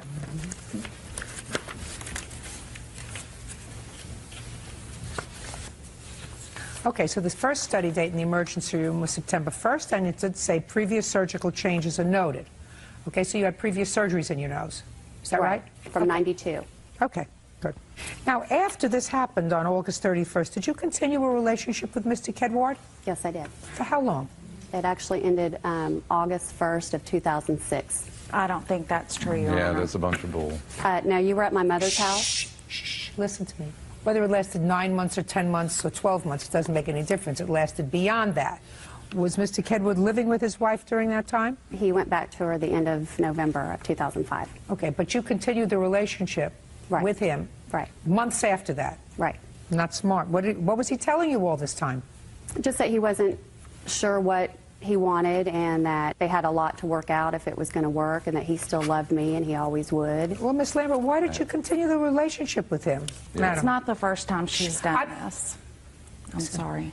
Takes two to tango. Yes, ma'am. His feet work in both directions.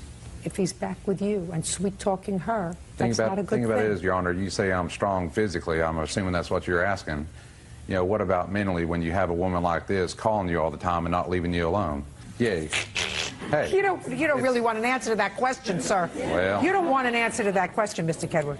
When I asked Miss Lambert to leave my husband alone, my words to her were, for God's sakes, Marcia, I live next door to your mother. Please just stop. She used very bad judgment. She told me that she would be living next door to her mother. Miss Kedwood. That's a lie. She used very bad judgment, especially after he came home in November. He never really left home. Don't tell me he never really left home. Stop moving around. You're making me seasick. Still. Yes, ma'am. He exercised very bad judgment. What he's trying to tell me is he may be strong physically, but mentally he's mush. That's just an excuse. What he's trying to say is, how can I withstand the wiles of Jezebel? That's ridiculous. If That you was, bought it, that was not what I quiet. was saying. Quiet. There are all kinds of temptations in this world, madam. And you hope that when you marry somebody, that they're going to be able to withstand the temptations. And if they can't, it's their fault. It's not somebody else's fault. In any event, she's suing you for $4,000. Yes, ma'am. That, she said, represents her medical bills. You are clearly responsible for that. I want to hear about your counterclaim. You have 1 minute. I went to the hospital that night and was in the hospital for 2 days following. I was extremely stressed out over the whole situation. I asked her repeatedly to leave my husband alone. She told me she would do what she wanted to do, when she wanted, and I lost it. And I have to admit that I'm talking about your I went to the counterclaim. hospital and I was there for 2 days because of the immense stress that this, I don't even want to call her a woman, has put me through, that she continues to put me through to What this about day. him? Why don't you sue him? I married him for better, for worse, for richer, for poorer, in front of God, in front of all of our friends. And it's my choice to forgive him, and we have been through counseling. Perfect. Listen to me. He's the one that owes you the responsibility of And doing he's the right paid thing. me. Doesn't she owe us to leave us alone? I have. Excuse me? Excuse me? Outside.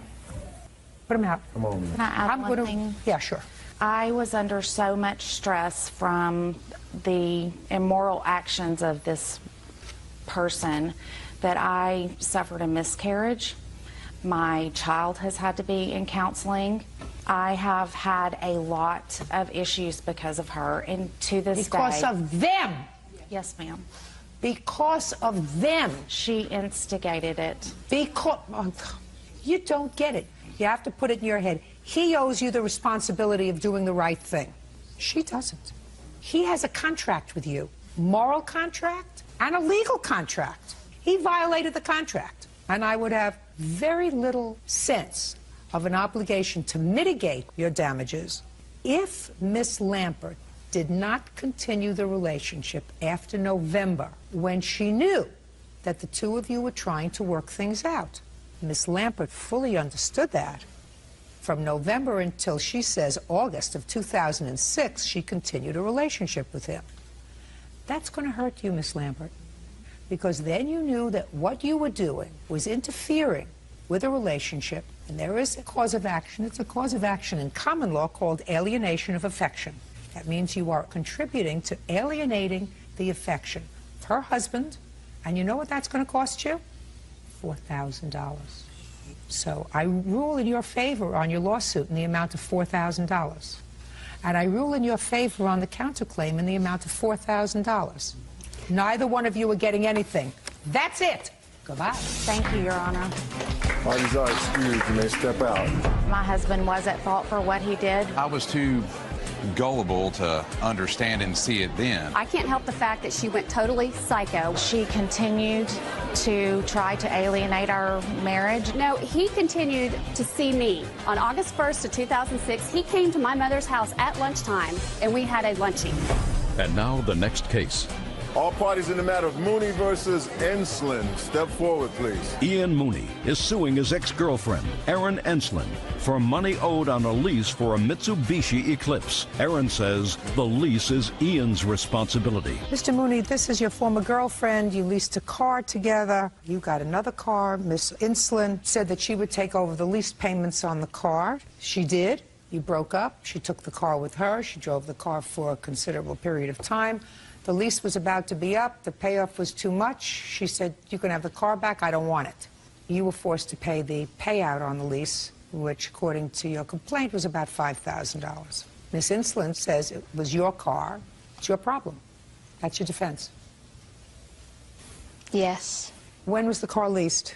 October 6th of 2001, and it was leased by myself and Erin. Okay, and how long did you drive the car together? Until, I believe, February of 04. Erin had found employment, and basically we agreed that I would get another car in my name, and Erin would take over the Eclipse and make the payments. And you did that? Yes. 2006, October. I called him a few times a couple months before saying that I couldn't afford the car. It was really breaking me. So obviously there was no way I was going to be able to pay it off, and he just refused to take it off of me. Well, but you had an agreement with him, Miss Enslin. Yeah, as long as I'm driving the car, I'll pay for it. There were times where I called him and said, I don't want it. I don't want to drive it. It was never discussed of bringing back the lease and me paying it off. Well, what did you expect to happen? I'm not even happen? on the lease. Miss Enslin. I'm a co-signer for the loan. Correct. I'm not on the title of the car. It's but not you my are car. co-signer on the loan, right? Right. Okay. Now, you had this car in total. How long, sir? The full lease, 5 years between the two of us. Erin had said that she had no intention of keeping the car, yet I believe she had intention of keeping the car as long as it was just like a lease. I'm speaking, Mr. Mooney. I believe that she had the intention of keeping the car and paying for it until it was no longer advantageous for her. You have a car now, Miss Enslin? Do I have a car? That's my question. Do you have a car now? Yes, I have a car now. What kind of car do you have? I have a Dodge Spirit. What year? 94. Where did you get it from? My parents. Your parents gave it to you as a gift? Yes. When did they give it to you as a gift? October of this year. Last year. So at about the same time that you said, I can't afford these payments anymore? At the same time the lease was up for his car. The same time the lease was up on a car on which you were a co-signatory? Yes. Perfect. Okay. Can I please see the payout? This didn't become an issue until there was damage to the car, and basically she'd gone over on the mileage. How was the car damaged? Miss Enslin, you don't know. How was the car damaged? There was a scrape on the side of the car. How did it happen? I hit something with it. Why didn't you fix it? Because it happened right before the lease was up. And his girlfriend at the time was actually looking into buying it, and her dad owned a garage, so there was a point where we thought that they were going to fix it and buy it and just take it off of whatever she paid for it. Who do you live with? My boyfriend. What kind of work do you do? I'm an assistant. Assistant what? Assistant to a businessman. What kind of business? He owns a small production company. You mean theatrical? No, music. And what does your boyfriend do, Miss Enslin? He's a writer. And what do your parents do? My mom works in a factory. She's an accountant. And my dad fixes the roads and works for the township. How old are you, Miss Enslin? 25. You have to grow up and stop being a baby. If you have a responsibility, you're supposed to take care of the responsibility. You're not supposed to stick somebody else with your responsibilities. You were going to assume the responsibility on the car until you decided it was too expensive a proposition for you to take it over after the lease, or what? You relied on your parents to treat you like a baby and buy you a car so you could get to and from work and not have to take care of this responsibility.